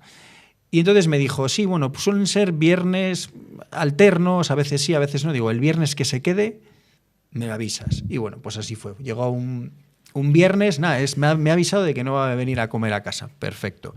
Y entonces, pues bueno, montamos la vigilancia y seguimiento y efectivamente, ese día estaba además un compañero trabajando, no estaba yo. Yo estaba además, es anecdótico esto, porque yo estaba con otro compañero detective que se acaba de sacar la licencia y le estaba formando. Y entonces yo estaba en una zona muy alejada de la ciudad, con otro tema diferente, con este compañero, y mi compañero estaba, el que estaba encima del investigado, estaba pues a ver qué pasaba. Descansa el investigado a la hora de comer y se va a una zona periférica de la ciudad y se mete, estaciona y se mete en un restaurante. Y me dice el compañero, oye David, ¿qué hacemos? Tal, digo, bueno, métete porque es clave a ver con quién se reúne, tal. Se mete el compañero y entonces se sienta en una mesa junto a él y prácticamente en el restaurante solamente estaban el investigado y él. Y me dice el compañero, oye, me estoy exponiendo mucho, es que no hay nadie aquí. Digo, vale, tranquilo, a ver si se reúne con alguien. Y efectivamente, a los pocos minutos aparece una mujer y se sienta con el investigado. Y digo, bueno, ya lo tenemos, tal. Y bueno, no era tan fácil porque es verdad que parecía una reunión de dos amigos o dos compañeros que no una posible infidelidad. Y claro, me dice el compañero, digo, bueno, yo creo que lo clave va a ser a la salida, pero me dice, claro, yo no lo voy a poder seguir porque estoy pegado a ellos, va a ser muy cantoso esto. Y digo, nada, tranquilo, voy yo para allá. Y como estaba en otra parte de la ciudad con el otro detective, vamos para allá y nos posicionamos a la salida del restaurante. Ya sale el investigado, se van hacia la zona donde tenían tanto el investigado como la mujer los vehículos aparcados, van hacia allá y efectivamente allí se pegan unos abrazos, unos besos brutal. Tenemos unas tomas espectaculares. Claro, ya con eso digo, bueno, pues tenemos ya el tema cerrado. Yo le emito el informe a la clienta, se lo presento y bueno, pues ella ya que haga lo que quiera hacer. Bueno, yo no sé lo que pasó. Pasaron los meses y más o menos a los 6 meses me vuelve a llamar esta clienta. Y me dice, nada, ¿es que te acuerdas de aquello? Sí, bueno, pues se lo dije, le di en los morros con ellos, se lo enseñé y evidentemente me reconoció la infidelidad porque es que estaba grabada, ¿vale? Vale. Y dice, pero es que creo que ha vuelto a las mismas. Digo, vale, bueno, pues volvemos a montar el mismo operativo. Claro, nosotros pensando que iba a ser con la misma mujer. Entonces, lo mismo, montamos el operativo a las salidas del trabajo, a la hora de comer y en esta segunda ocasión lo que ocurrió es que en una de las salidas del trabajo se nos fue hacia otra zona, un pueblecito aledaño de la ciudad, y se nos metió en un domicilio. Y esto lo repitió durante 2 días seguidos. 2 salidas de su puesto de trabajo, cerraba la cafetería y se iba a este domicilio. No conseguimos ver nada más que esto, pero nosotros ya con eso emitimos el informe, se lo entregamos a la clienta y la clienta habló con él. Y de nuevo el otro confesó que le estaba siendo infiel con otra persona diferente. O sea, algo espectacular. Bueno, pues ahí no termina todo. Joder. Sí. O sea, de hecho son 3 expedientes diferentes. O sea, nosotros tenemos un libro registro donde vienen unos expedientes. Tenemos 3 contratos diferentes con este asunto. Todo en año y medio, ¿vale? Que luego si quieres hablamos de los tipos de infieles que hay, porque esto para nosotros también fue un aprendizaje, ¿no? Y entonces, bueno, continuando, nos vuelve a llamar, pasan los meses, esto pues un total fue 1 año y medio, ¿no? Nos vuelve a llamar y vuelve a ocurrir lo mismo. nos explica, oye, mira, que es que creo que ha vuelto a las andadas, tal. Digo, vale, volvemos a montar el operativo. Pero hay que tener en cuenta que yo le decía, digo, claro, es que él ya sabe que hay detectives. Pero es que el tío era hiper despistado. Nosotros cambiábamos de vehículo, de compañeros, no se enteraba de nada, ¿no? Tomábamos nuestras medidas. Total, que la tercera ya fue tremenda porque ella me pidió una cosa, me pidió que por favor, yo ya estaba hasta empatizando con ella, estábamos conectando ya. Me pidió que por favor, cuando ocurriese, que la avisase, ¿sabes? Y yo, claro, es verdad que nosotros tenemos en el contrato, tenemos una cláusula que decimos que de forma unilateral, si yo decido, o sea, yo no tengo por qué informar a mi cliente, evidentemente, pues para evitar escenas, ¿no? Pero en este caso yo dije, la tengo que informar porque pobre mujer, ¿no? Y me salté esa cláusula, literalmente. Esto es una cláusula, nuestros clientes saben que existe, es así, yo me la salté. Bueno, total, que montamos el operativo por tercera vez, 2 compañeros, porque además queríamos tener en cuenta que él ya estaba un poquito en sobreaviso, que podría haber detectives, y entonces un operativo con 2 detectives en media larga distancia, con muchísima delicadeza, con mucho cuidado.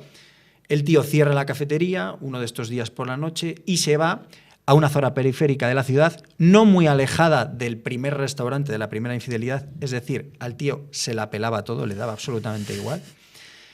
Y entonces le vemos que entra en el bar y se queda a la espera. Y al rato aparece una mujer, entra en un bar de copas, ¿sabes? Así, rollo chill out, ¿sabes? Y entonces entra en este bar, se sienta en la barra, se pide, no recuerdo ya, una consumición, una cerveza, lo que fuera, y se queda a la espera. Y al rato aparece una mujer desconocida, diferente a la anterior, porque a la segunda no la vimos, recuerda, diferente a la anterior, a la primera, y se sienta ahí. Y se sienta con él y nada más que llega y se sienta se dan un piquito, un beso de saludo. Claro, eso denota que hay una relación relativamente estable o que se conocían, no que se están conociendo, ¿no? Se saludan dándose un piquito. Claro, nosotros desde el exterior, el compañero en la barra sentado, grabándoles, tal, brutal. Y yo le dije, digo, voy a avisar a la clienta, ¿no? Te digo la sorpresa es que le llamo a la clienta viene de su localidad, que vive en un pueblecito cercano, viene, se mete en el bar y, bueno, la reacción de ella, claro, aquí nos imaginamos el típico tortazo y tal, lo único que hizo pues fue, bueno, pues discutir activamente con él delante de todo el mundo, le tiró como los típicos cuenquitos estos de maíces que te ponen para picotear mientras te tomas la cerveza, pues se lo tiró así un poco por encima y tal. Fue una reacción bastante controlada por parte de ella, pero la sorpresa fue que yo veía cómo desde el exterior, o sea, todo esto está grabado, el momento de la clienta, todo. Yo veía cómo desde el exterior se dirigía a ella también, a la mujer. Y ya sale y tal. Yo esa noche recuerdo no hablar con la clienta, se fue. Y al día siguiente me llega la clienta y me dice, es que lo desagradable de esto es que la mujer con la que se está reuniendo es mi vecina. ¿Su vecina? Era su vecina. O sea, la tercera mujer con la que estaba siendo infiel era su vecina. O sea, alucinante. Claro, aquí ya, pues, ese es el asunto, ¿no? Le emitimos el informe y tal. Claro, aquí ya cada uno somos dueños y responsables de nuestros actos. Claro, la pregunta es, ¿qué cojones haces repitiendo y repitiendo? Que es que él era promiscuo por naturaleza. O sea, en algún momento o lo cortas tú o aceptas que tienes una pareja promiscua o esto es interminable. Claro, el problema no lo tenía él, lo tenía ella, ¿no? Ahí está. Claro, lo tenía ella. Es que al hilo de todo lo que hemos comentado, de lo de los 40 años, de salir de... Es que, vale, el Estado te da esto, él te da esto. Yo soy así por naturaleza. Y además es que ese tío era así. Era un promiscuo por naturaleza. No le conocía, pero estoy convencido porque en año y medio hacer eso... Claro, el problema es quién tiene... O sea, claro, ¿dónde está el problema realmente? ¿Dónde está el problema? Yo creo que el problema lo empiezas a tener tú si estás perdonando constantemente una infidelidad que va a ser crónica. O acepta, como es, acepta que tu pareja va a ser así. No, para ti es el cliente ideal, ¿no? Está repitiendo y repitiendo. Sí, bueno, pero hay que poner límites también. Claro, nosotros también tenemos una cláusula, especialmente en temas más complejos, por ejemplo, en las localizaciones de personas, donde hay familias que a lo mejor pues, en una absoluta desesperación te siguen mandando provisiones y tal, y dices, no, mira, es que hemos hecho todo lo posible. Hay una cláusula donde unilateralmente yo puedo cancelar el servicio. O sea, yo si quiero no no acepto ya más provisiones, o en este caso, oye, no firmo, o sea, no hubiera habido un cuarto expediente, porque, tío, ya es que, ¿qué más quieres? Es evidente, ¿no? Brutal. Y ahí yo creo que has comentado el respeto, y en este caso yo creo que la lealtad está muy vinculada. Creo que es una de las cosas más importantes que tenemos en la vida, y que con relativa facilidad mucha gente es desleal. Mira, se pueden cometer errores, ¿eh? Y se cometen errores, y todo el mundo comete errores. Y yo he cometido muchísimos errores en mi vida, muchísimos. Ya te digo, tengo cierta edad y me ha dado tiempo a meter mucho la pata. He dejado muchos cadáveres en el camino. Cuando hablo de cadáveres, hablo de, pues, de amigos, de amistades, relaciones, de muchos problemas con mucha gente. ¿Por culpa de quién? Por culpa mía. O sea, el culpable soy yo. El culpable no es nadie más que yo. Lo que pasa es que ahí está la evolución de la persona en poder conocerte o aprender quién eres o saber dónde está tu problema o buscarte ayuda para que te ayuden a controlar o a aprender cuál es tu problema y trabajártelo. Si eso no lo haces, realmente es porque no quieres. No Totalmente. Es porque no sepas, es porque no quieres. Totalmente. Pero bueno, en mi caso personal, que ya digo que he cometido muchos errores y los sigo cometiendo desgraciadamente a diario, por lo menos lo que intento es que no vuelvan a pasar. Y buscar el origen del problema, dónde tengo yo el problema para poder solucionarlo. Y eso intentamos hacerlo también en el campamento y en Fórmula de Valores. Y además yo creo que es lo principal, porque es como el que quiere dejar de fumar. Primero tienes que reconocer que tengo un problema, que tengo una adicción. Es cuando le dices, yo con mi madre lo digo, ¿no? Y mi madre me dijo que a los 40 dejaba de fumar. Todavía no ha dejado de fumar. Ya sabes, mamá, tienes que dejar de fumar. Pero a los 40 dejó de fumar, a los 40 dejó de fumar. No, no ha dejado de fumar. Porque verdaderamente ella no lo ha decidido. Eso el día es. que, porque aquí todos, mi hermano, mi padre, todo el mundo, deja de fumar. El problema es que ella no quiere, verdaderamente no quiere. El día que quieras es cuando tendrás la voluntad de enfrentarte al problema que tienes, que es una adicción. Claro. Entonces, volvemos al origen de la conversación, ¿no? ¿Dónde está el problema? ¿Dónde están las leyes? ¿Dónde está la DANA? ¿Dónde está el problema de la DANA? ¿Dónde está el problema del soldado? No, el problema lo tenemos nosotros. Y hasta que eso no lo reconozcamos y busquemos ayuda, seguiremos igual. Repetimos, como tu cliente, repetiremos. Así es, así es. Pues nada más, nos despedimos con nuestra doble pregunta, ¿vale? Y ya terminamos el podcast, te las lanzo a la vez. José, ¿alguna vez te has sentido investigado? ¿A ti o a los tuyos alguna vez te han investigado? Y la otra pregunta es, ¿alguna vez te has quedado con ganas de investigar algo o a alguien?